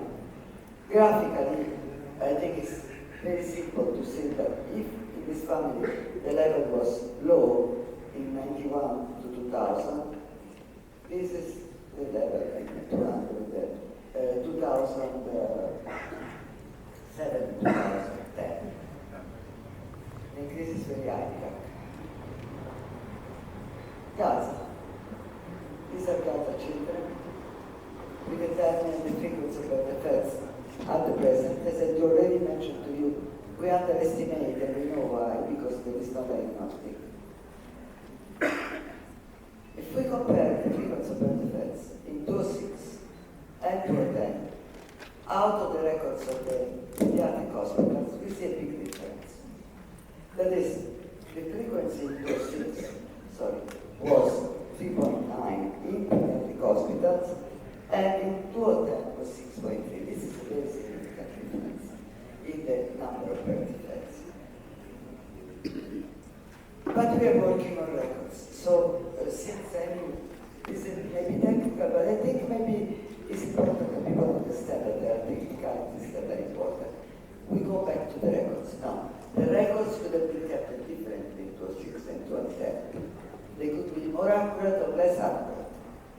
So our concern as scientists is to make sure that what we say from the records is also confirmed independently. So we did the same reconstruction of the families as we did for Iraq, out of the direct interviews with the families. And we get essentially a result that is extremely similar. That is, if the rate, the level of birth defects was at this level up to 2006 in Gaza, then this is the pattern up to 2010. So it is increasing, It's true that it's increased between 2006 and 2010, shown with a different methodology, and it increased about twofold, even using a different methodology. So we are reasonably sure that what is happened around the year 2006 that changed the pattern. And around the year 2006 there was a number of events which were the first attack on Gaza during the war on Lebanon, which were somehow hidden by the war in Lebanon, but where they experimented a lot of new weaponry that has been then used in Kaslet and has been used, of course, also in Iraq. Because one of the characteristics of weaponry is that you have to prove that it works on the field to sell it. That is, weaponry is made to be destroyed. It's the most destructive production by whatever means. And it's also, you buy more military if you are a state, if you know that it's been tested in the field. And Gaza, unfortunately, is the testing ground. I have, I won't go to that. So there is a sudden change in the threats in both Iraq and in Gaza, and corresponds with the time where a major attack was being done with the weapon. And is correlated in both cases. In Iraq, it starts after 2004, Fallujah, when they took over the connection, sorry. When there were major attacks. In Gaza, it starts after 2006, when there were a number of heavy attacks with and then continues to go up. The fact that it continues to go up means that we are very worried. Because Iraq in Fallujah continues to go up for 6 years. In Gaza, after 2 years. How long is it going to last? Up will it go? That's where markers is on. But we at least start to point that what are the changes in the environment of war that may be responsible for these things. Because in both places we find a direct correlation between the exposure of the families that have birthed their children to weapons or to activities associated with being bombed, like cleaning the rubble of the build out of the building, rescuing your things from a destroyed house, being exposed to white phosphorus, being nearby or in a house that has been attacked directly. 75% to 83% of the parents and Iraqi children, Fallujah children, that have their effects have declared exposure in one way or the other. These are declarations of people that have residential stability, but they are declarations. Once again, being a scientist, you try to find out also independently. In Gaza, we have the possibility of having both the declaration of the parents, but also independent confirmation. So in Gaza, for sure, 27% of the parents that had their child, compared to 1.57% of the children that had normal babies, was exposed to white phosphorus. And we know that the white phosphorus ammunition contain also toxicants. Not only the white phosphorus, but also toxicants. And I consider them to be quite dangerous because a difference from a big bomb that anyhow will fall in one place. The white phosphorus ammunition has dispersed. They disperse the content in the air with a range that is at least 150, 500 meters for each ammunition. So it's essentially like spreading, like a shower of toxicant that can go fly in the air and can go to a radium we don't know exactly, but this can be quite violent. Anyhow, there is a strict correlation with exposure to white phosphorus, but also, in average, 66% of these parents with pregnant children were exposed to other weaponry as well.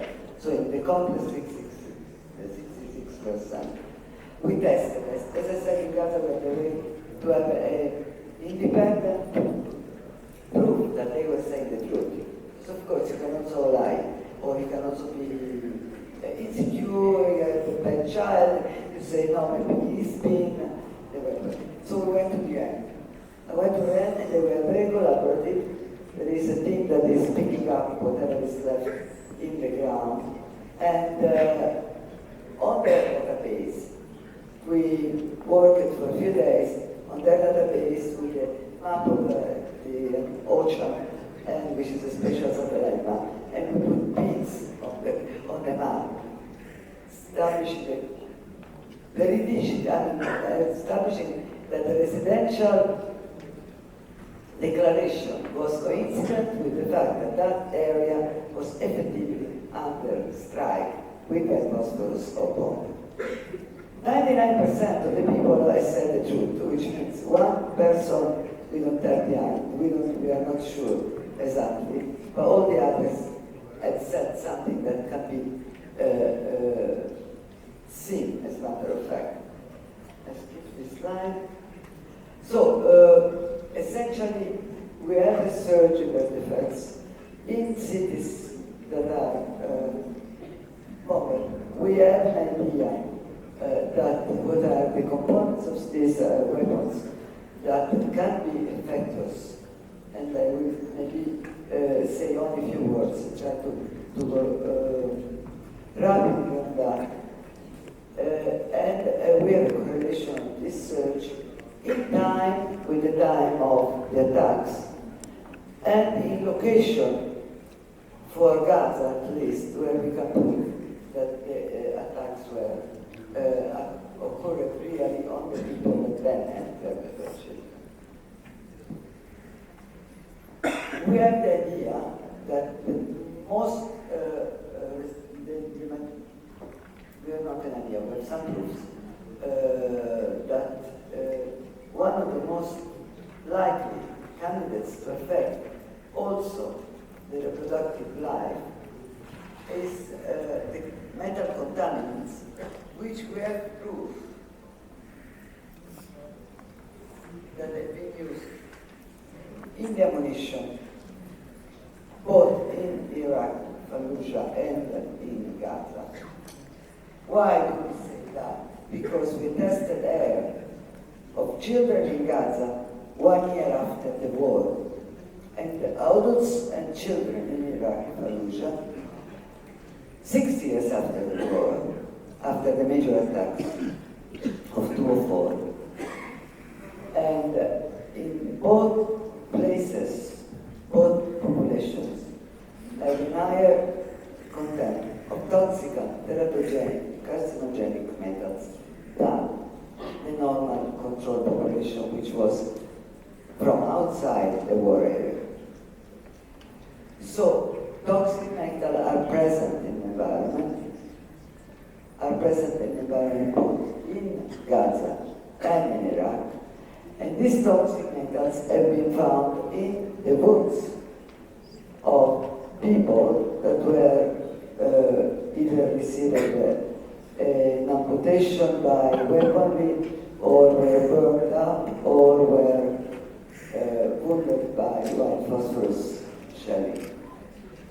I will not show you more than to say that in each country these wounds were found toxic metals. The kind of metals we found are different according to the kind of the wound. So amputated people have certain amounts of certain metal contaminants, toxic and carcinogenic, and white phosphorus wounds have different kind of metal contact. So it's like a metal signature for the different kind of weaponry. And of course, we have found also toxic metal in pink crackers and in the shells of white phosphorus ammunition. Yesterday, somebody was asking what are the ammunition. Here is the picture of the ammunition. I told you already that there are children who were sampled. And this is in Gaza, the pattern of metal that is present in different materials. So we have the craters, the air, which were tested in the fall, white phosphorus shell, white phosphorus wounds, amputation wounds, carbonized bodies, plaster wounds, and we have the different metals. All the blues are metals that are carcinogen, declared carcinogen. The violet is a potential carcinogen, which means it's carcinogen in animals, we don't know human. And the yellow one are toxic and the phytotoxic, and yellow in orange one. So you see there is quite pattern of metals that is found on the ground in different tissues, and they stay there. They don't get degraded in the environment. This is more of a lapse of scientific hypothesis, but I wanted to show to you. If I try to distinguish among the increasing number of birth defects in Gaza, which are those that I can legitimately draw back to be genetical defects within the family, so that you would expect to recur in the family, anyhow, because of their genetic background. From those that are not linked to an explicit genetic background and are known to be influenced by the environment, I end up having a slope like this.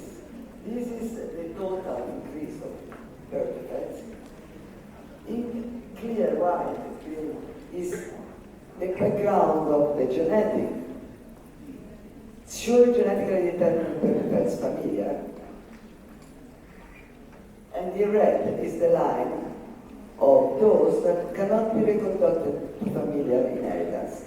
What does it mean? It means that while the background of genetic defects, which we have in every population, stays still when it's genetically determined, there is the percentage of the increase is mostly determined by events that are dependent from the environment, which we call sporadic, environmentally induced new events. If we can do more work on that, we can get really probably to grip something that we can't intervene on, because the aim, in a way, is preventive. I hope we may reach in 3 or 4 years tools to either prevent or remediate this kind of phenomenon. I skip this, and I think I want to essentially close with another. The main reason why I say we have to go fast and we have to go to prevent or remediate is that these kind of damages may not only affect the child or the mother and the father that were exposed to the weaponry, but there is enough scientific ground to think that may affect also the child of the child, that is, can be fixed in the population. If it is so, as everything that's fixed in the population will spread. So, we should be intelligent enough in this world to try to accept the challenge and work towards stopping the spreading and the continuation of a situation which may become in time extremely dangerous. Only one thing I want to add more.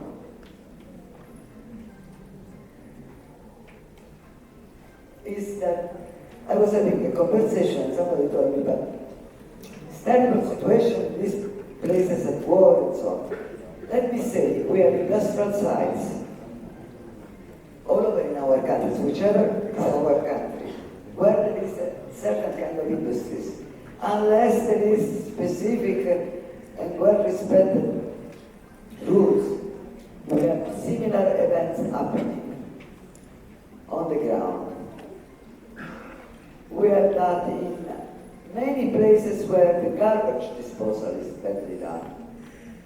And I can speak of that because we have all of that in Italy. Absolutely all of that. Where depends in Campania, which has become like the garbage area of the whole country. In Taranto, we have Diocina in the east, northeast of the country. We have a lot of problems in Sardinia, which is a shooting ground for testing all of this weaponry. NATO, Israel, and all the countries. So we have all of them, but I'm sure you all have them in the industrial areas. And so this is the same phenomenon in a way. Many of these metals are present in the industrial ground. Many of these substances are present when you dispose badly of the garbage. And surely they are present when you are shooting grounds because you are using the same way. So it's not even at large something that we can forget about. The issue is rising as the population increases in the world. And the issue is there. If we, let me say crudely as a scientist, if we take the opportunity of preventing these damages of the children of Gaza and Fallujah, we have taken an opportunity for all of us. And I cannot be ever too loud to continue to say that, even some people think she's crazy. Okay, I'm not crazy. We can show for the past and not become crazy. I think it's one of the things that we have got to invest in working, using, helping each other. Thank you very much. Really good.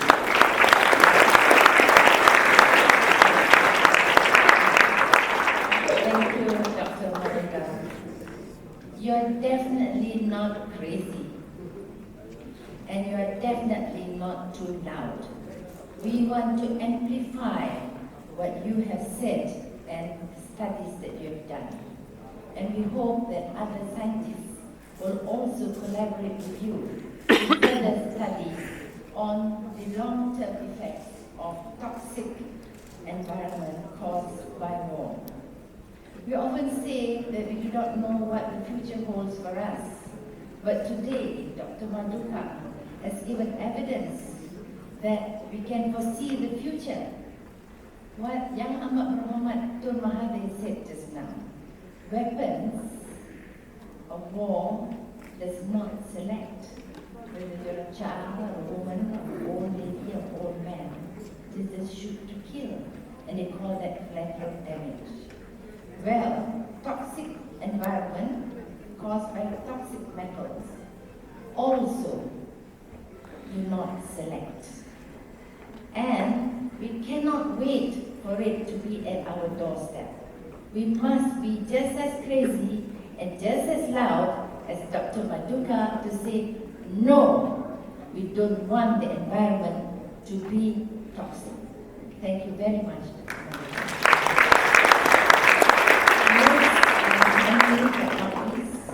Our own Dr.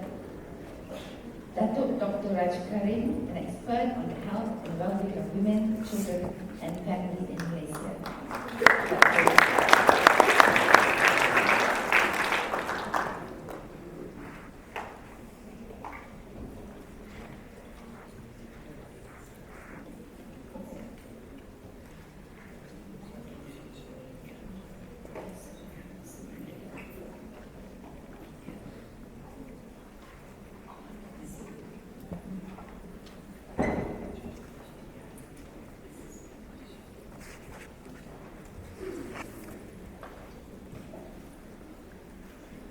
Assalamualaikum and a very good morning to all of you. Yang amat berhormat Tun Dr. Mahathir, yang amat berbahagia Tun Dr. Siti Hasma, members of the panel, ladies and gentlemen. It's been a long and difficult morning, but I would like really to express my appreciation to Yang amat berbahagia Tun Dr. Mahathir and Tun Dr. Siti Hasma for giving us the opportunity to speak about children and for dedicating this day to war-affected children. I'm going to go back to very basic public health, which is the health impact of children in war. And the reason I do this is because the situation of health in war-affected children has not changed for all the decades that we have worked in, and even before we have worked in. All of us know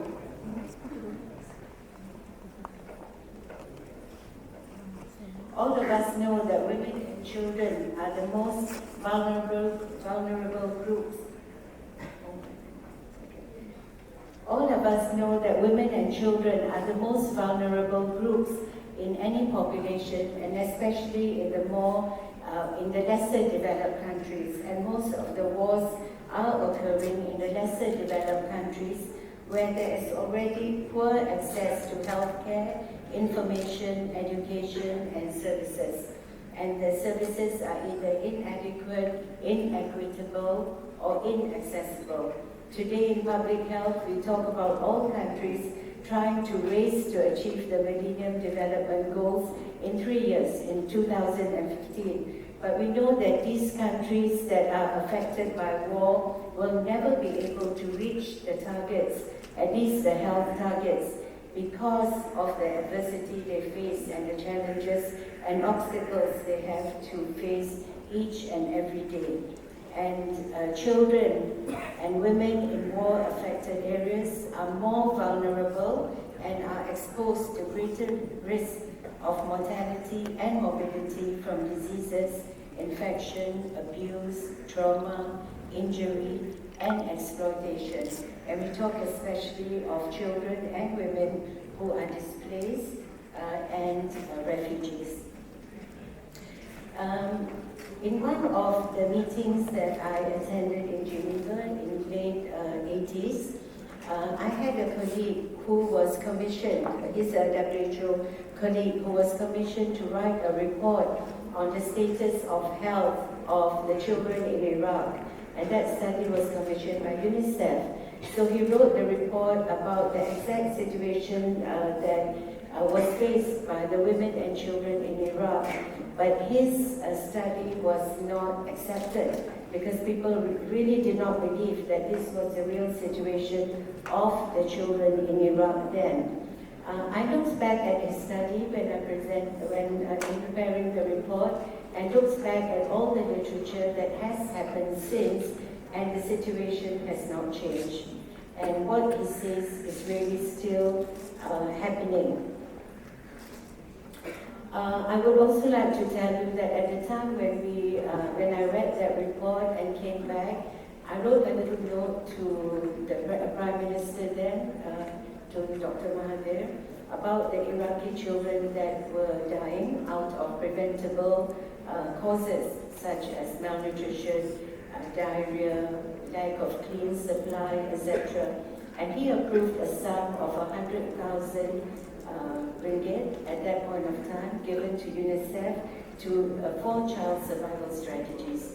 The money was small, it was not like what we asked for today, but I think that was a gesture that Malaysia was ready to support the lives, to save the lives of Iraqi children even at that point of time. The major causes of child mortality and morbidity, especially amongst refugee persons as children and displaced children, are those below the age of 5 years. And generally, mortality of children is higher in children below the age of 1 year. But the relative increase in mortality in war countries is in the older children 1 to 5 years of age, as seen in the Kurdish refugees at the Turkey-Iraqi border in 1991, where 63% of all deaths of children were children below 5 years. In complex emergency situations, the most common reported causes of death of children are the same as any major cause of death in countries with highest child mortality rates. That is viral diseases, acute respiratory infections, measles, malaria, and severe malnutrition. And this picture has not changed in the past decade. Viral diseases is a very, very common health problem, and this also includes outbreak of cholera, which is a common cause of both death and disease in war-affected areas due to poor sanitation, unhygienic conditions and practices, and contaminated drinking water and food.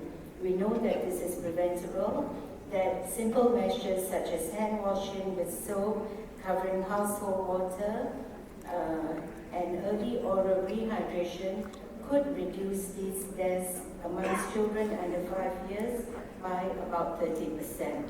But you know, in war, we don't have clean water, we don't have soap, we don't have facilities for washing hands. Measles is another common cause of death of children in war, and many measles deaths are really also attributed to diarrhea and pneumonia, because you know when you have measles, diarrhea and pneumonia sets in, and this makes the picture more complex.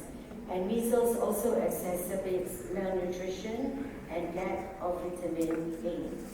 And you know that measles is also very easily preventable with measles immunization, which all the children in our country get, but children in war-torn areas are deprived of such vaccines. Malaria is also a common occurrence of childhood mortality, and recent review on the epidemiology and control of malaria in complex emergency situations has identified preventive and precautionary measures such as insecticide-treated bed nets, bed covers, and wrapping cloths, like the Afghans use the chadars, which could easily reduce malaria episode by about 60% amongst children below the age of 10 years. So this is why malaria control is also very important and cheap. And other communicable diseases that happens are poliomyelitis, typhoid, meningococcal meningitis, and tuberculosis, basically because of overcrowded living conditions and poor nutritional status of children. But what has happened now is that the landscape of communicable disease has changed because of the advent of HIV and AIDS, which today has changed the landscape of conflict for children more than any other factor. Conflict may increase vulnerability to HIV infection by worsening poverty, enhancing the transmission of sexually transmitted infections to and from military personnel through rape and commercial sex, and also through the recruitment of orphaned children into the sex industry. The other common cause of deaths of children is malnutrition and micronutrient deficiency. And there is a high prevalence of acute malnutrition of children under 5, as high as 30% and even 80% in some conflict-affected situations. And more than that, now to moderate malnutrition is also an underlying cause of child mortality amongst these children. And for micronutrient deficiencies, iron and vitamin D and vitamin A are the most common micronutrient deficiencies. And this is because children in war situations are affected due to shortage of food supply, because of diarrheal diseases, because of poverty, because of rising food prices and lack of food supplementation.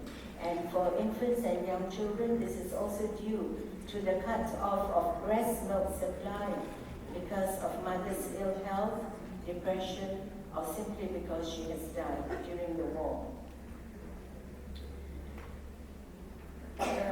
Neonatal mortality. Neonatal mortality is mortality of children below the age of 28 days, and this is less studied in war-torn areas, although studies of pregnancy outcomes amongst war-affected populations, as among the Afghan refugees in Pakistan, has accounted for neonatal mortality being the largest cause of death. 16% of all deaths may be due to low birth weight and delivery complications, such as birth asphyxia, infection, and congenital abnormalities. Now, in public health, we always say that all these diseases can be prevented, and if you have a functioning healthcare system. And a functioning healthcare system needs adequate facilities, trained manpower, and essential services.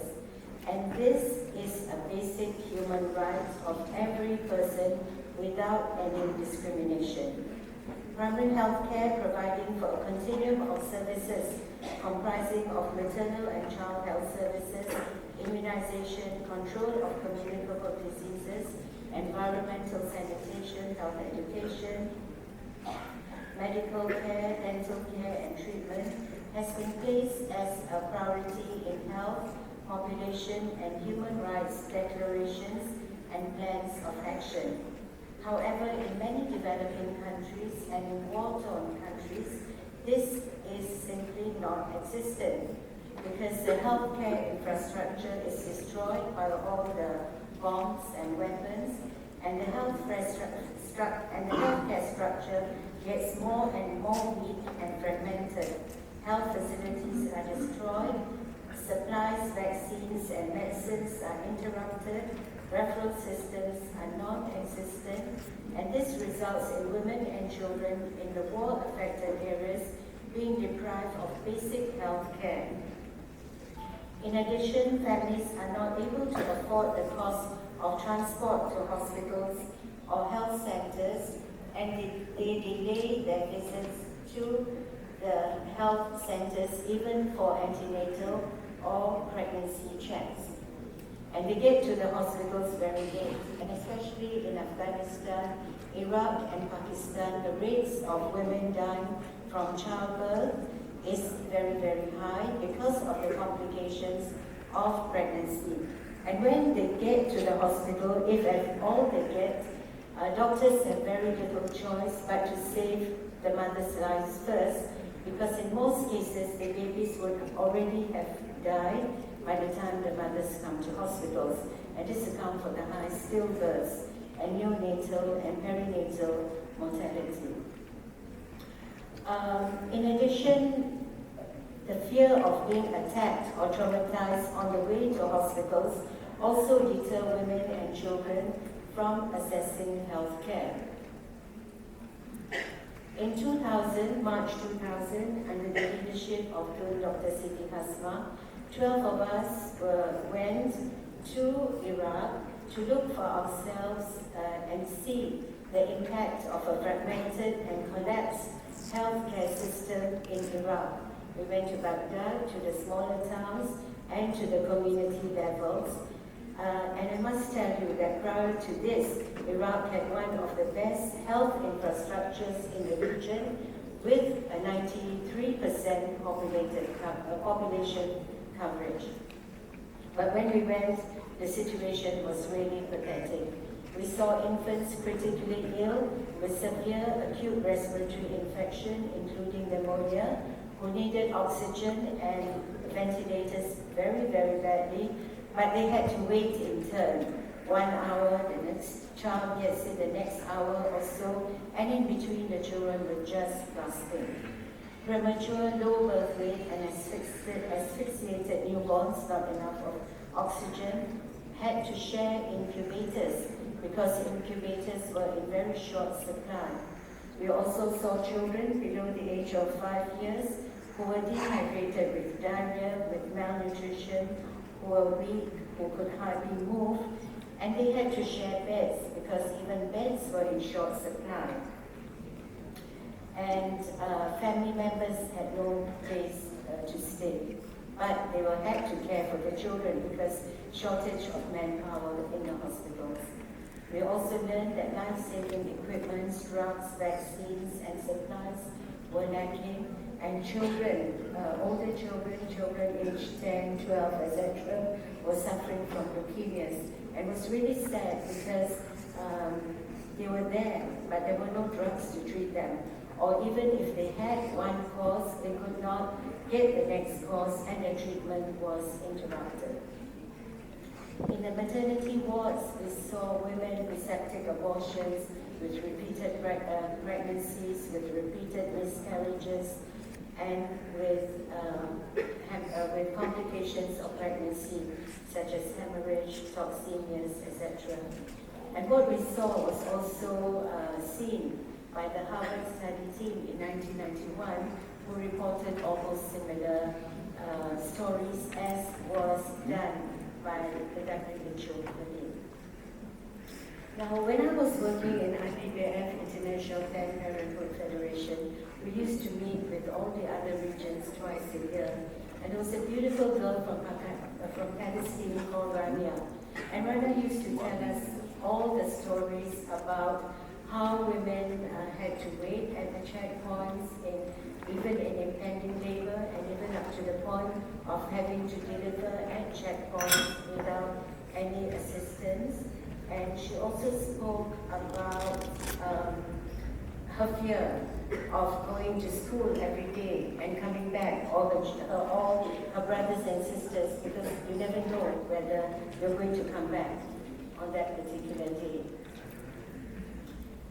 The other aspect is the mental health and psychological trauma that children face throughout these situations, and this has been said very well by our panel speaker from Cambodia. And I have a great friend in Cambodia who has related his stories about how he was separated at the age of 6 from his family, 2 brothers, and he was separated 6 and 8 and were put into different camps. And he used to run out to look for his brother because he had no food. They were made to starve in the camp. But he was very lucky. He managed to escape, and he had good support from his family. Today, he's a lovely doctor in Phnom Penh in Cambodia, helping the other children, and especially street children and marginalized and socially excluded children, to get a better future than what he had. As Tony said this morning, children are not protected during the war. Children, and today, war and armed conflict do not spare civilians, not even children, although there are international humanitarian and human rights instruments that call for the protection of children. There is a report of Professor Marcel, which is called The Impact of Armed Conflict on Children, which was submitted to the 1996 UN General Assembly, which has revealed the full extent of involvement of children in armed conflict. And this report talks about the countless numbers of children who have been forced to witness or to take part in horrifying acts of violence. Children are also forcibly recruited as child soldiers, are seized from the streets, schools, and orphanages, and adolescents as young as 10, both boys and girls, are taken into camps, and girls are forced to provide sexual services to soldiers or are married off to them and have to live a life of sexual slavery. She also talks about the dangers of child prostitution, the sale of children, and child trafficking in these situations, and children must be given special care and protection.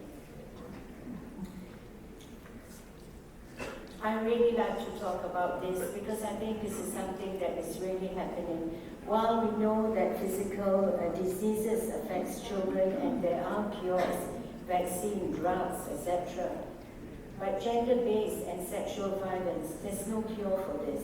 And this is because of human nature. Among the most severe problems which all women and children face in armed conflicts is the increased risk of sexual violence, such as rape, sexual humiliation, prostitution, sexual slavery, and having to do sexual favors for food, for medicines, for water, or even for your parents' lives. Adolescent girls are particularly vulnerable, and rape is increasingly systematically used as weapons of war. The UN report on sexual violence during conflict, presented to the Security Council in February this year, revealed for the first time names of military forces and armed groups that are suspected as the worst offenders of this crime. This report, covering the period December 2010 to November 2011, speaks of conflict-related sexual violence as a global risk, and at times may be targeted at civilians by armed forces or armed groups with the intent of punishing or humiliating the population. She says, As a process of intimidation, targeted rape is often a precursor to conflict, as well as the last weapon to be relinquished, says Margaret Wallstrom, the Secretary General's Special Representative, when she presented this report in November last year. This report also highlights measures and frameworks that need to be put in place not only to address the issue of sexual violence, but also to prevent it, and this should be included in peace agreements to prevent post-conflict sexual violence. All forms of rape and sexual torture in conflict and post-conflict situations should be treated as war crimes. Children in forced rape, gang rape, and forced prostitution suffer from reproductive and sexual health problems such as unwanted pregnancies, unsafe abortion, sexually transmitted infections, HIV, and rape. And therefore, we also feel that reproductive and sexual health services should be included into the minimum essential package for children and women. And this is being done today. We have a program under OSA which has provided for sexual and reproductive health, such as giving of condoms, family planning, birth, delivery kits, etc., as part of the whole package for survival of children and women, in addition to medicine supplies, vaccines, etc. Because life goes on. Women get pregnant, people continue to have sexual activity, whether in marriage or forced to have sexual activity with armed forces, etc. So this is very important aspect and a new aspect in survival of women and children in war. Finally, I'd like to say that women and children are innocent victims of war. It is an inhumane crime to inflict any injury or harm on them, or to use women and children as weapons or targets for war. Children deserve and must be given the basic rights for their survival, protection, and development at all times, and more so in times of adversity.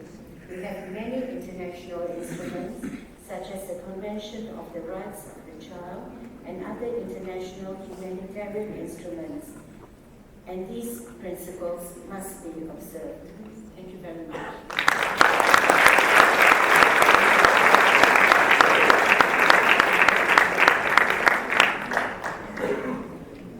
Thank you very much, Dr. Rajkani, for sharing with us.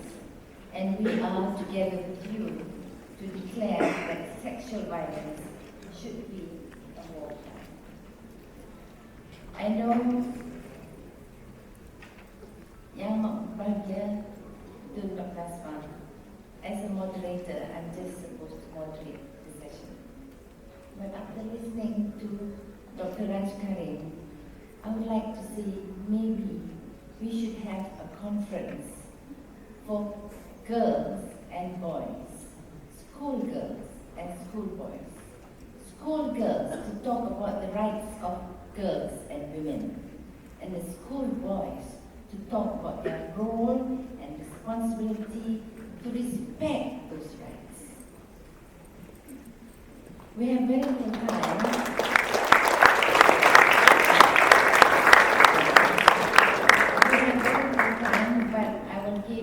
I think, a few minutes for question and answer from the floor.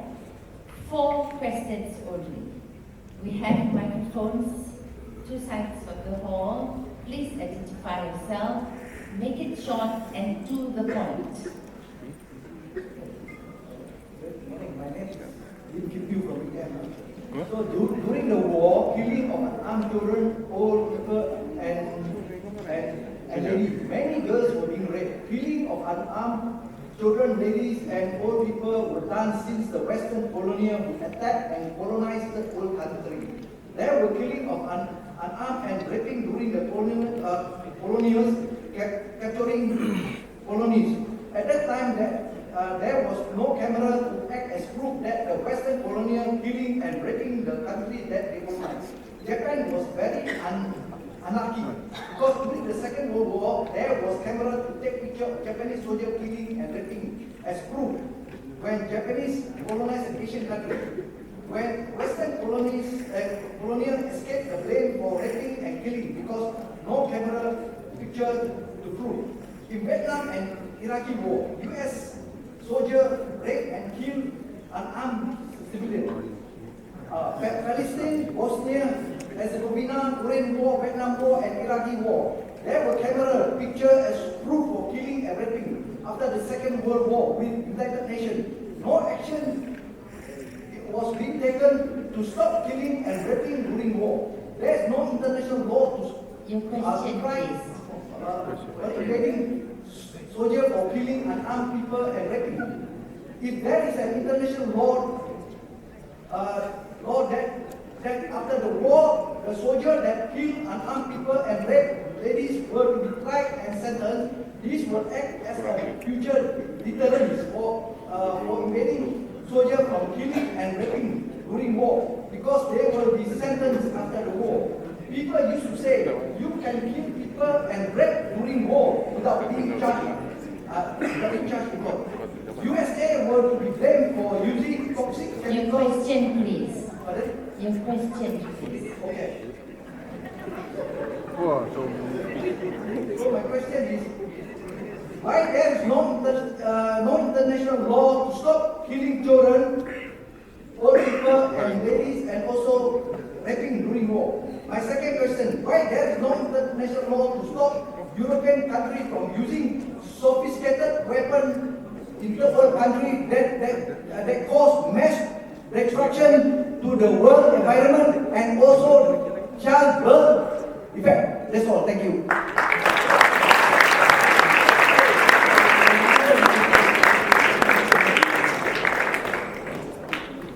Well, first, since I am here in Asia, I also wanted to speak up on behalf of the Korean and Chinese sex slaves that were reduced to sexual servitude by Japan. And Japan today, run by a gang of ruthless militarists, still in power, military class, left over from the Second World War, refuses to admit what they did to the sex slaves in Korea and China. Tens of thousands of these women reduced to sexual slavery. And with all due respect to Dr. Raj Karim, rape is a big crime already. The problem is getting it enforced. That's the problem. And indeed, I was the lawyer for the entire Republic of Bosnia and Herzegovina and represented all the Bosnian women. I was the lawyer for 40,000 raped women and argued their case for genocide at the World Court. These are extremely difficult issues. The Fulcher rape camp case did rule that sexual slavery was a crime against humanity coming out of Bosnia. That's what Japan has done to the Korean and Chinese women, sex slaves, that they still deny. They're arrogant, as they have always been. They're ruthless, and they are cruel. And we have to recognize that this is still a very serious problem here in Asia. I have submitted a proposal to the government of the Republic of Korea to sue Japan at the World Court for the sex slaves. But so far they refuse to do it. So the problem is, I can't file a lawsuit at the World Court. I have to get a government willing to file the lawsuit at the World Court. I could not convince the President of Iraq, the Foreign Minister of Iraq, and the Deputy Prime Minister of Iraq to sue the United States and the United Kingdom, even though I offered to do it. They wouldn't do it. So far, the Republic of Korea will do nothing to uphold the honor and integrity and human rights of the Korean sex slaves, who the Japanese call comfort women. I guess it was for their comfort as they still see it today and insult these women. The raped women in Bosnia, 40,000 of them. When the Bosnian government brought in their own lawyers to handle the case, they dropped the claim that I had made for the 40,000 raped women in Bosnia. These male chauvinist pig lawyers representing the Bosnian government took my place, dropped all the claims that I had argued and made for 40,000 raped women in Bosnia. And when it came time for the hearings in the World Court, out of 40,000 raped women, they did not even call one woman to testify in the World Court. Not one. So this is a serious problem across the board. I don't deny it. I've tried with the Palestinians, first to convince President Arafat, and I'm still trying to convince President Abbas to let me sue Israel. The problem is leaders who, for one reason or another, don't even wish to protect the most vulnerable of their own population, which are women and children. This is the problem. And so it's the task of all of us to put pressure on all of our leaders, wherever state we live in, that they must act to protect the most vulnerable, women and children. Thank you.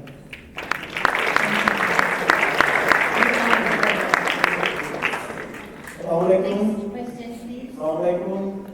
Good afternoon.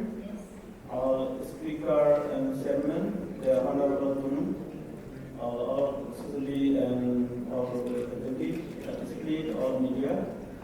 I have one question about our knowledge. Again, I am Dr. Ahmad from Mahathir Human Rights Organization, Malaysia, Nehru. I again to remember to forgetting Rohingyas in the repetitive Malaysia. I explain again to hope April again to hide again. The Rohingyas are original people of Afghanistan. We stand in Afghanistan since 8 centuries, and we have a very long history about we or kingdom. And your question, please. I want to speak to what happened. We also affected person representative in this conference. This is the result. We are very short time. Yeah. Please your question. Just I asked today this last day also, the children or the Jews in about healing. Also first the speak to Tun. Also massacre at June, 6th June also happening our more children about their country to want to fire. You know, we also have more than to speak to somebody any documentation about the diplomatic and also United Nations because I'm people and check. Again, I want to ask about I feel we are frustrated. We are frustrated at the biggest mandate bodies in the world, which the United Nations has failed in their duties. To save their living of the affected countries, affected ethnics, affected citizens of the ethnic minorities in the world. That even after they are announced the minority about the Rohingya most persecution in the world to the United Nations voice about the public. I know everybody I can give you much knowledge, known by again. Please, what happening? What can be done about the war interconnectivity? Please, affected please to anyone to go to face speaking about the right to protect.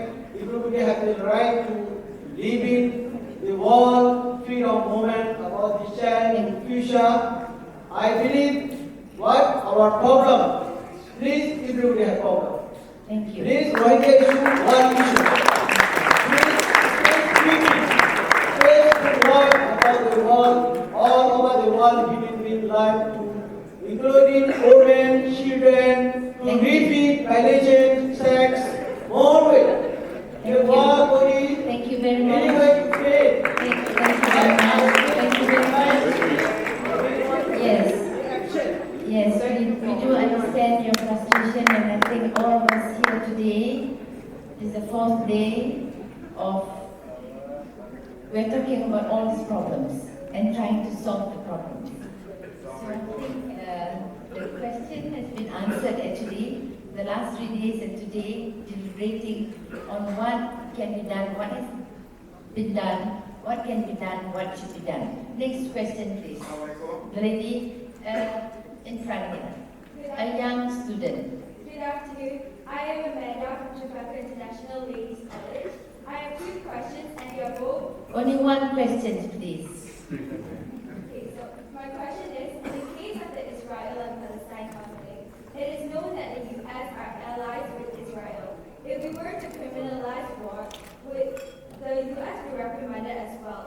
So does that mean the allied countries or warmongering nations will also be punished in the future? Thank you.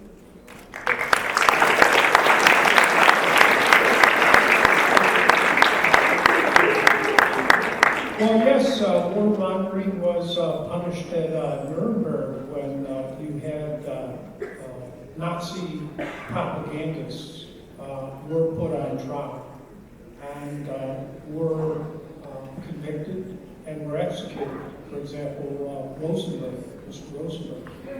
So you're certainly correct, and indeed, if you read U.S. Army Field Manual 2710, the Law of Land Warfare, it clearly says, this is the U.S. government's own military manual, binding today, that incitement to commit crimes against peace, crimes against humanity, war crimes, is a crime in its own right. But again, it's very difficult to prosecute people for warmongering. Okay, next question, please. Yes. Village responsible for the Japan Times and journalists prize for the online publication. My question is that in all of your presentations and everything we've heard so far, we've never heard mention of UNICEF, the organization, the United Nations Children's Fund, the organization which is responsible for the care and welfare of children and their mothers, and especially in conflict zones.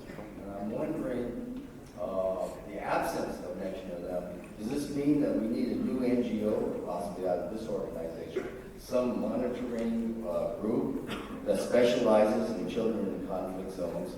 And if so, what would its relation be to UNICEF, and which was the agency in charge of it?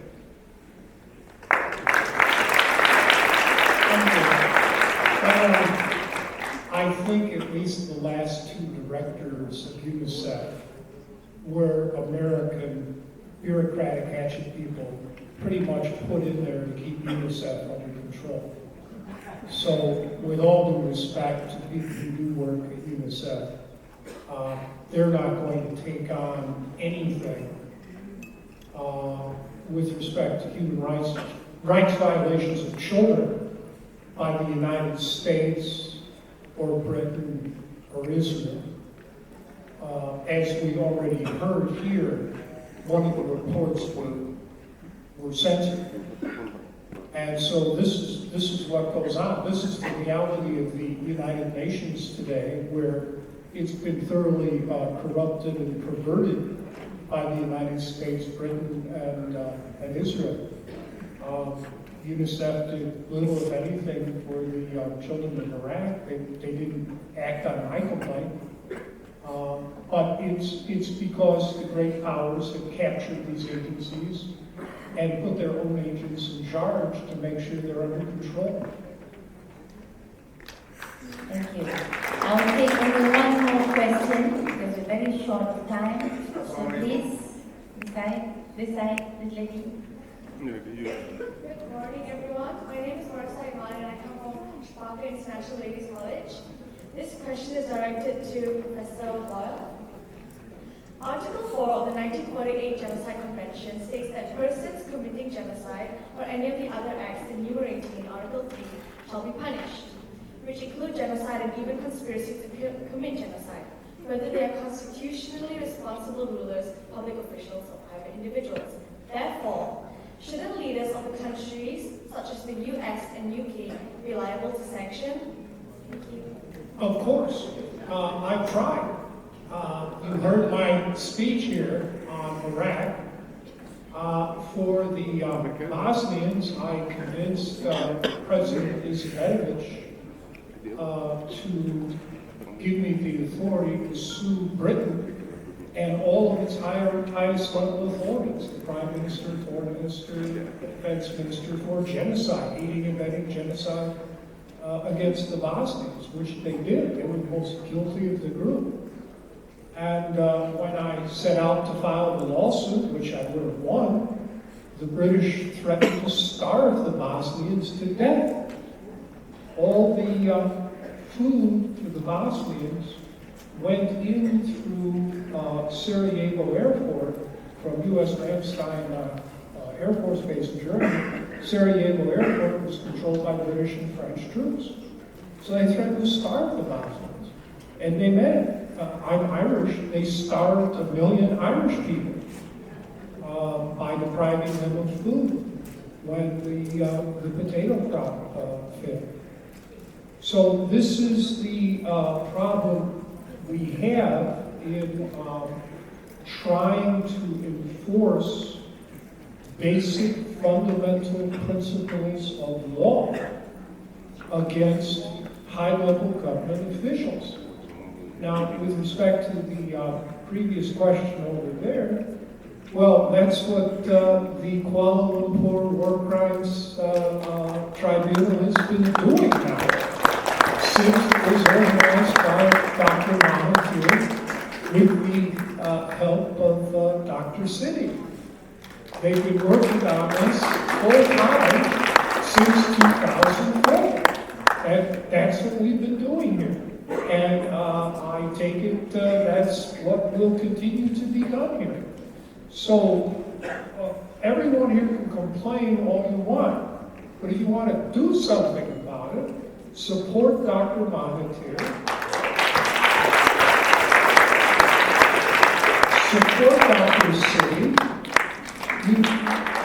You all have your own talents that God has given you. It's not for me to tell you what your talents are, but start to use them. Go out and talk to Dr. Mohamed, Dr. Siddy, and say, okay, here's my talents. I'm a student. I'm an expert in this area. I know this.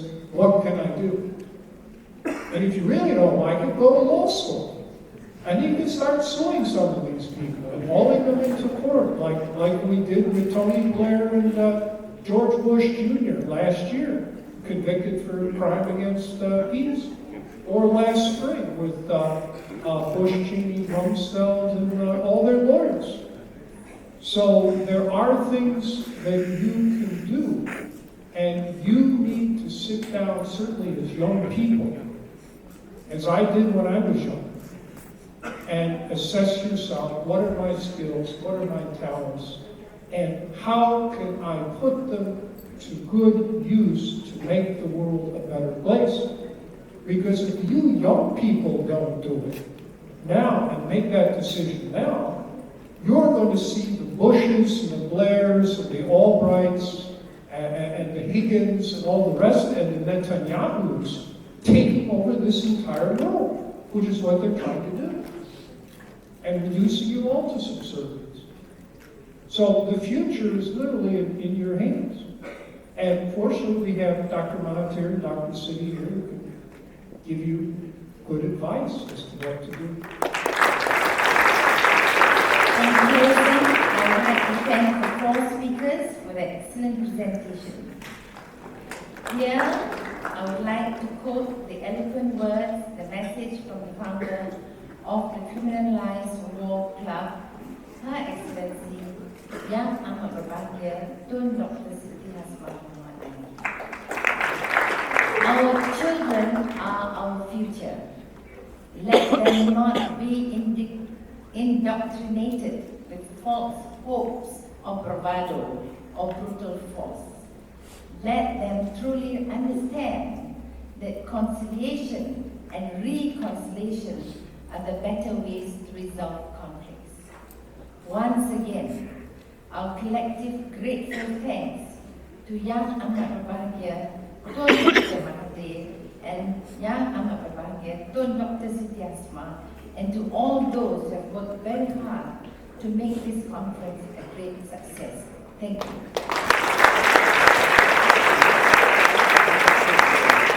Thank you very much to our distinguished moderator and our panel of speakers.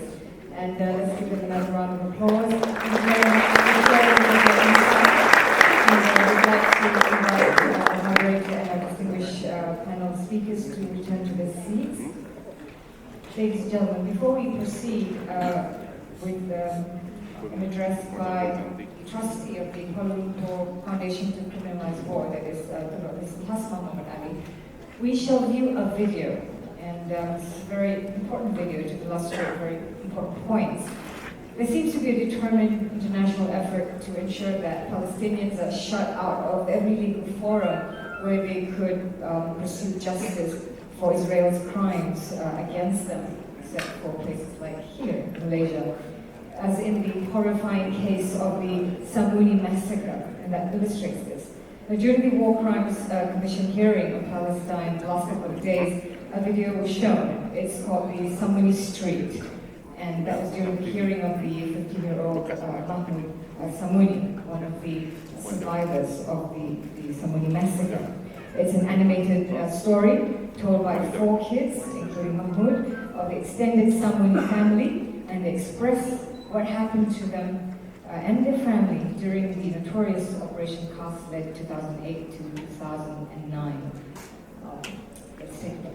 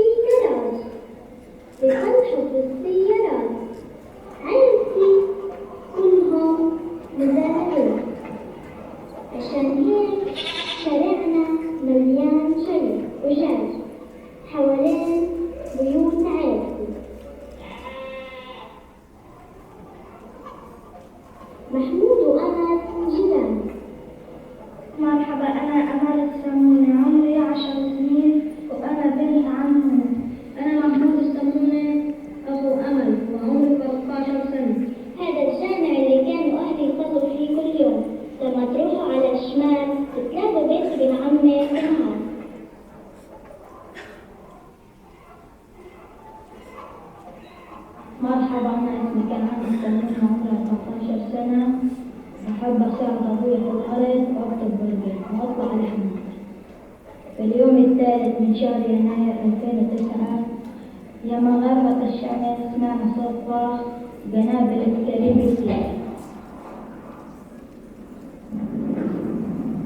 خفنا ورحنا على بيت مرت أبويا الثانية لأنه أمكن من بيتنا.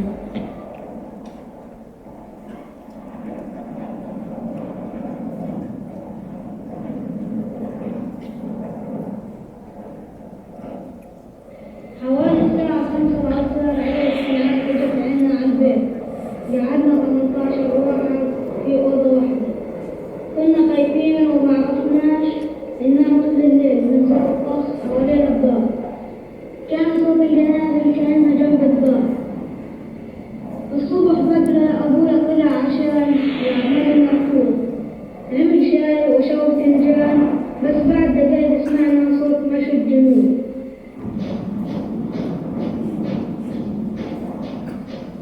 وبعد شوية سمعنا صوت الانفجار ودخل اليهود الدار.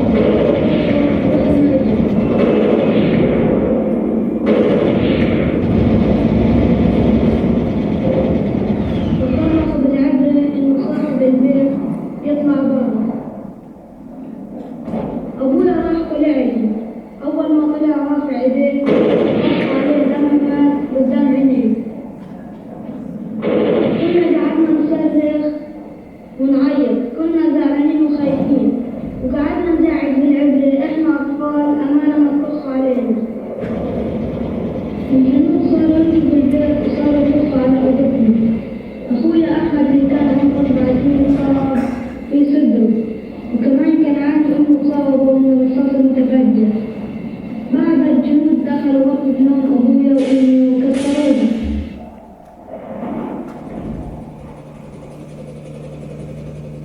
وبعدها ولع النار فيها وصار الدخان يجي علينا.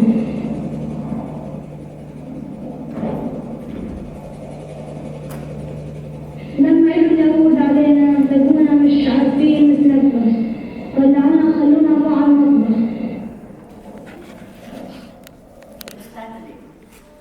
And then we had, for no reason, no rhyme or reason, Al-Qaeda spread out, came out, and then Osama bin Laden, and then came the attack on Iraq and Afghanistan. Let me tell you my experience of how I was really involved in these programs. As what Dr. Raj said just now, in March 2000, the Prime Minister then requested me to form a small team of ladies to go to Iraq to validate, and this is to validate what we saw on TV and what we read in the papers about the conditions of the people in Iraq because of the sanction, the comprehensive economic sanction against Iraq. So we went, but we were cautioned that there were no planes going directly to Baghdad, so we had to take we had to do a land journey from Amman to Baghdad, 10 hours journey, and then to stay in Iraq with specific objectives to look into the conditions that were said to have happened.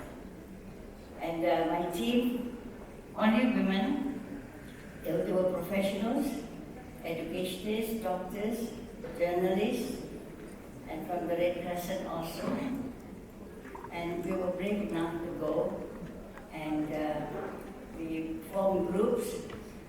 One group to see what's happening in the schools, what was happening in the hospitals, and then to go and visit the welfare organization if there were any, to find out the conditions of the general public. And we went, and we were so fortunate to catch Dr. Hans Bonner there in Baghdad. That was his last day as an official of the United Nations. He resigned. He had enough of what was happening there, and he resigned, and he took us around, guided us in his office in the United Nations. We were lucky in that we had the cooperation of the President's office, President Saddam Hussein, and we managed to go to places where we wanted to go, not places where we were shown, to avoid any accusation that those places were specially chosen to make us see that they were very badly treated. They were really children and adults in the hospitals, as Dr. Raj said just now, was appalling. The conditions were really appalling. We wanted to bring lead pencils for the children. So simple. We wanted to bring something simple for the children to make them happier a bit, to bring medicines. But the sanction committee said, no, we are not to bring lead pencils. And we said, why? Because lead pencils are one of the constituents of a bomb. So we cannot bring lead pencils to the children. So instead we brought, I think, Kit Kat and crayons and so forth. So we had a briefing every morning before we dispersed to our various places. And then late in the night, when we come back, we discuss to make a report for the cabinet. And our trip was approved by the Prime Minister then and the cabinet, so we had to report back to them. And we did. We were really into it. And in the schools, the children had nothing. There was no blackboard. Don't talk about what do you call it? Computers or any other electronic gadgets that we have now. There was nothing. The children had no books. And they were so eager to learn, but there was nothing for them to learn from. And we gave them whatever we had, the notebooks, the crayons, and they were so happy. Their health conditions, as Dr. Raj says just now, most of them were suffering from malnutrition. They had food baskets, of course, from the, I think, the program of Oil for Food campaign program. But that was not enough. Some of the families even sold their food baskets to buy something else, which they need. So then we went to the welfare homes and saw the aged and how they lived. There was not much food for them. There was not much facilities for them to get around. And what was really depressing and horrifying was to visit the hospital, as Dr. Raj says just now. 2, 3 women sharing the same bed. Some of them still pregnant, waiting for delivery. And then we went to the children's ward and saw the same thing. Children, babies sharing the oxygen mask, which is really the best thing you can think of in transmission of diseases. They can't help it, they have to have it. And so by the hour, they pass the oxygen mask to other children. And there was one time when one child was very, very sick and they wanted medicine, specific antibiotic, and it so happened that our doctor, who was with us, had that antibiotic that he wanted in his medical brief, and gave it to them. It's really pitiful, and the children did suffer, and we mentioned just now, what Dr. Paula said about children suffering from various diseases, the toxicants and results of the bombing that happened in Baghdad and all other places. You need to be there. Seeing is believing. You need to be there to really understand what was. And that was not the time for war, it was another time. They finished, I think they stopped fighting Kuwait. There was the Iraq-Kuwait war. It stopped, and there was the time when we went to Baghdad. No planes going to Baghdad, Baghdad being, and we had to take a car. Truly, ladies and gentlemen, as what you've seen in the cartoon just now, that's in Gaza. That's the next thing that they were targeting for. And you know that everything is now pointing to genocide. We were told long, long ago about the effects of the bombs that fell on Iraq and other places, and now it's happening almost every day. As you can see, the papers today, 26 more people were killed in Gaza, and there is no ending. And the last program that we had in Baghdad was a visit to the air shelter. Now, this story about the air shelter is sometimes forgotten. And according to what I read in the internet about the shelter, this incident was sometimes hushed up, covered up. Why? Because that air shelter was bombed by American bombers. 1991, 13th February 1931. The air shelter was bombed by Americans using laser-guided bombs, customized to hit the target. And at that time, the US government authorities thought that Saddam Hussein had his military operations from the air shelter, and they targeted it. Every evening, we were told by the lady who guided us in, every evening the public around the shelter area would go in to sleep.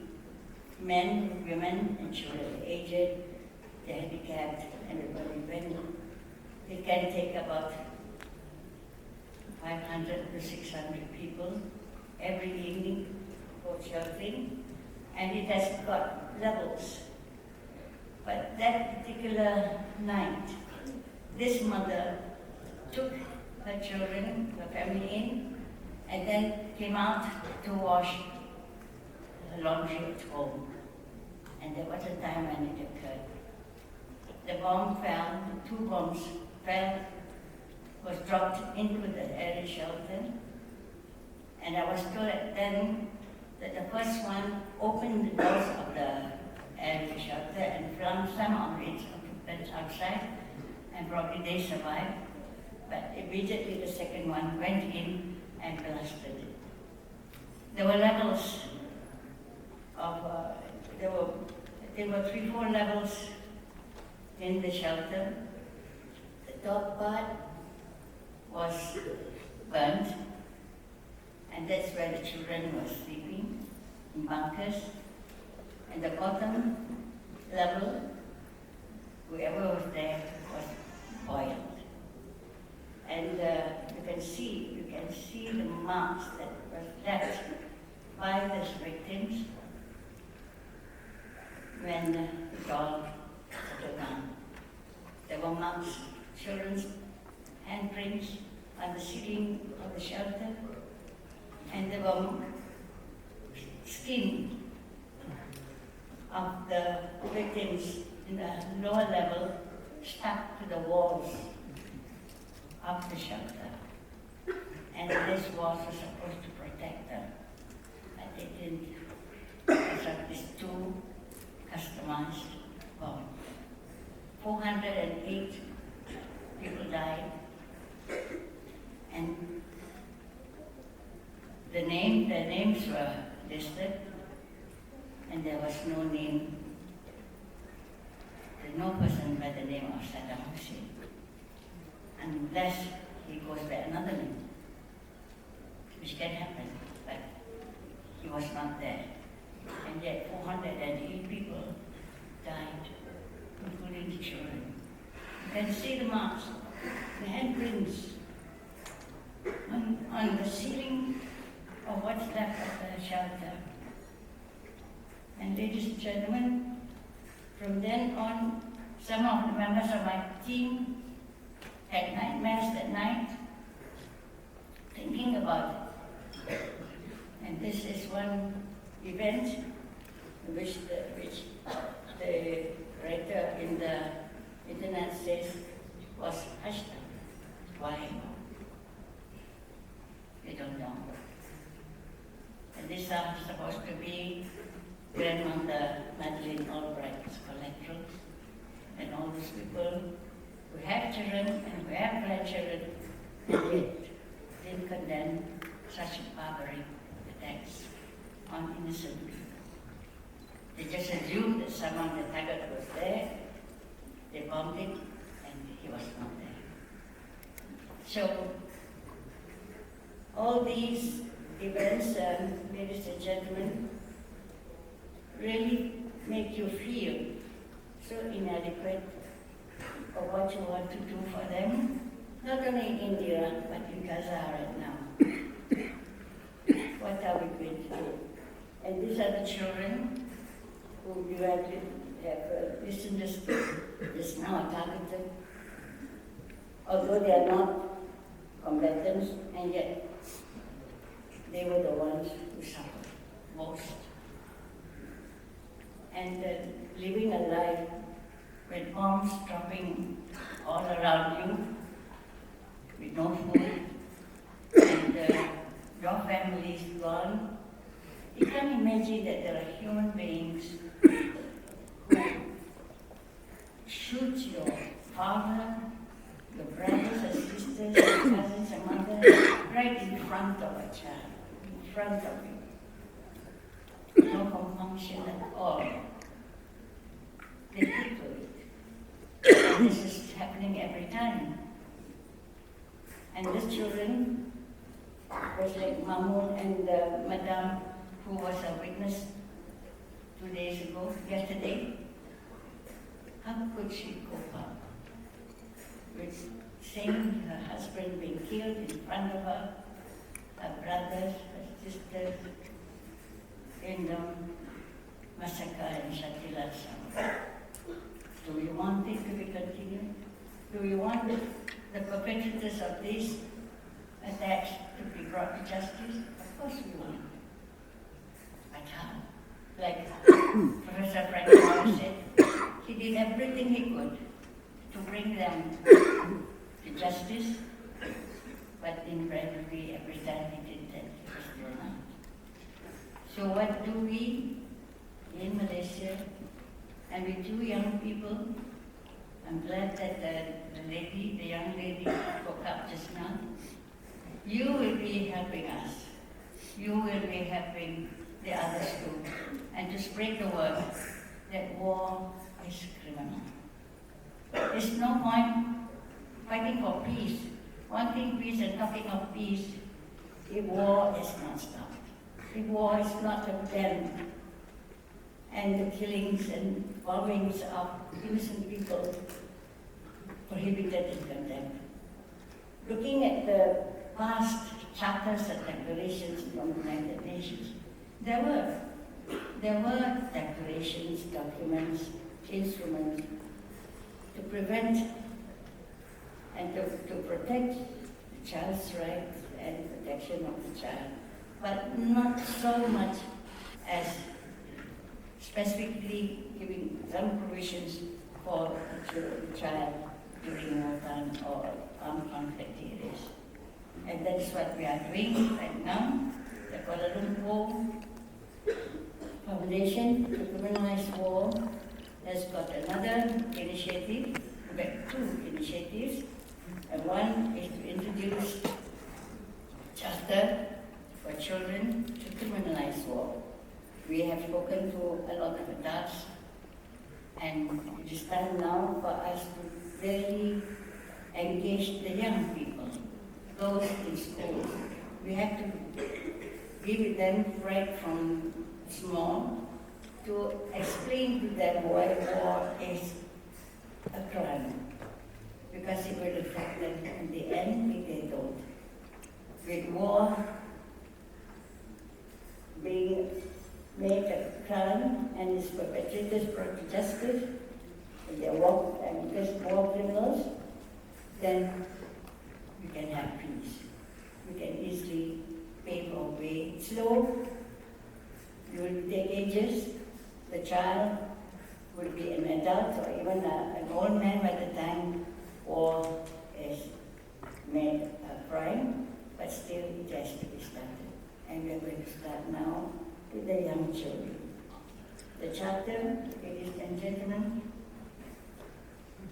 is being proposed and discussed by the Board of Trustees of the Kuala Lumpur Foundation to Criminalize War, and it is nearest to the CRC, which Dr. Raj mentioned just now, that really protects the child and women also from the atrocities and the effects of war. We don't want them to suffer anymore, and this is the least that we can do to advocate war as a crime and perpetrates war criminals to the younger generation. And it will be called as well, the chairman of the KLFCW did not mention that this morning, but together with the charter, we're going to initiate the criminalized war crimes in schools. And we will be together with the teachers and the students, but the students will manage the clubs by themselves, and we will guide them as to what to do so that as many schools can take part in it. It's a matter of advocacy so that they will understand why should we stop. And looking at the videos and the video clips just now, and the papers and the documents that we had throughout these 4 days, we can convince them in small, simple terms why war should be stopped. So, ladies and gentlemen, on behalf of the Kuala Lumpur Foundation to criminalize war, the message that we want to impart to the younger generation is that war is a crime, and that we do not want to see what was repeated, what was happening in Gaza, in Iraq, or anywhere else in conflict areas to be repeated in the future for the sake of them and the future generation. The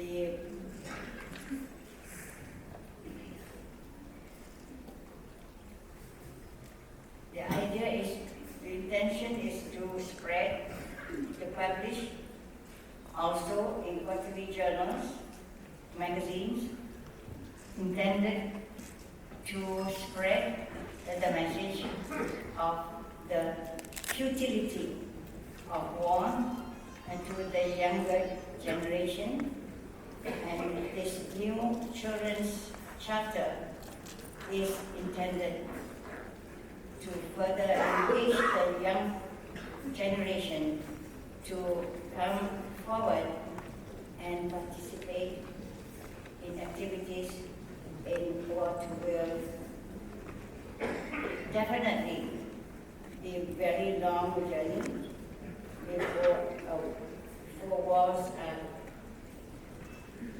proclaimed crime. So another initiative, as I mentioned just now, was taken by the Kuala Lumpur Foundation to engage the young people in this country, and that is to initiate clubs, and which is simply called the criminalized war clubs in schools. And we have, fortunately and thankfully, have the approval of the Ministry of Education for this program. So Tonight, ladies and gentlemen, the Charter and the criminalized war clubs will be formally officially launched, and there will be children from two schools, the Tunku Kusia School and the Sri Cempaka schools. Children with their respective principals will be attending to witness the signing of the charter. They will be the first clubs that will be pioneers in this program, and we hope that there will be support from everyone so that our objective in making the younger children understand simply why war should be stopped, so that there will be peace for them and for everybody. Ladies and gentlemen, I have nothing else to say. I'm emotionally exhausted after hearing 4 days of discussion, which is very important and which we must go through with it. And I really, really thank every one of you for coming here. My speech is very simple because I have no more points to talk about except to appeal to all of you, especially you young children and young people, to support us, to support our campaign and programs, so that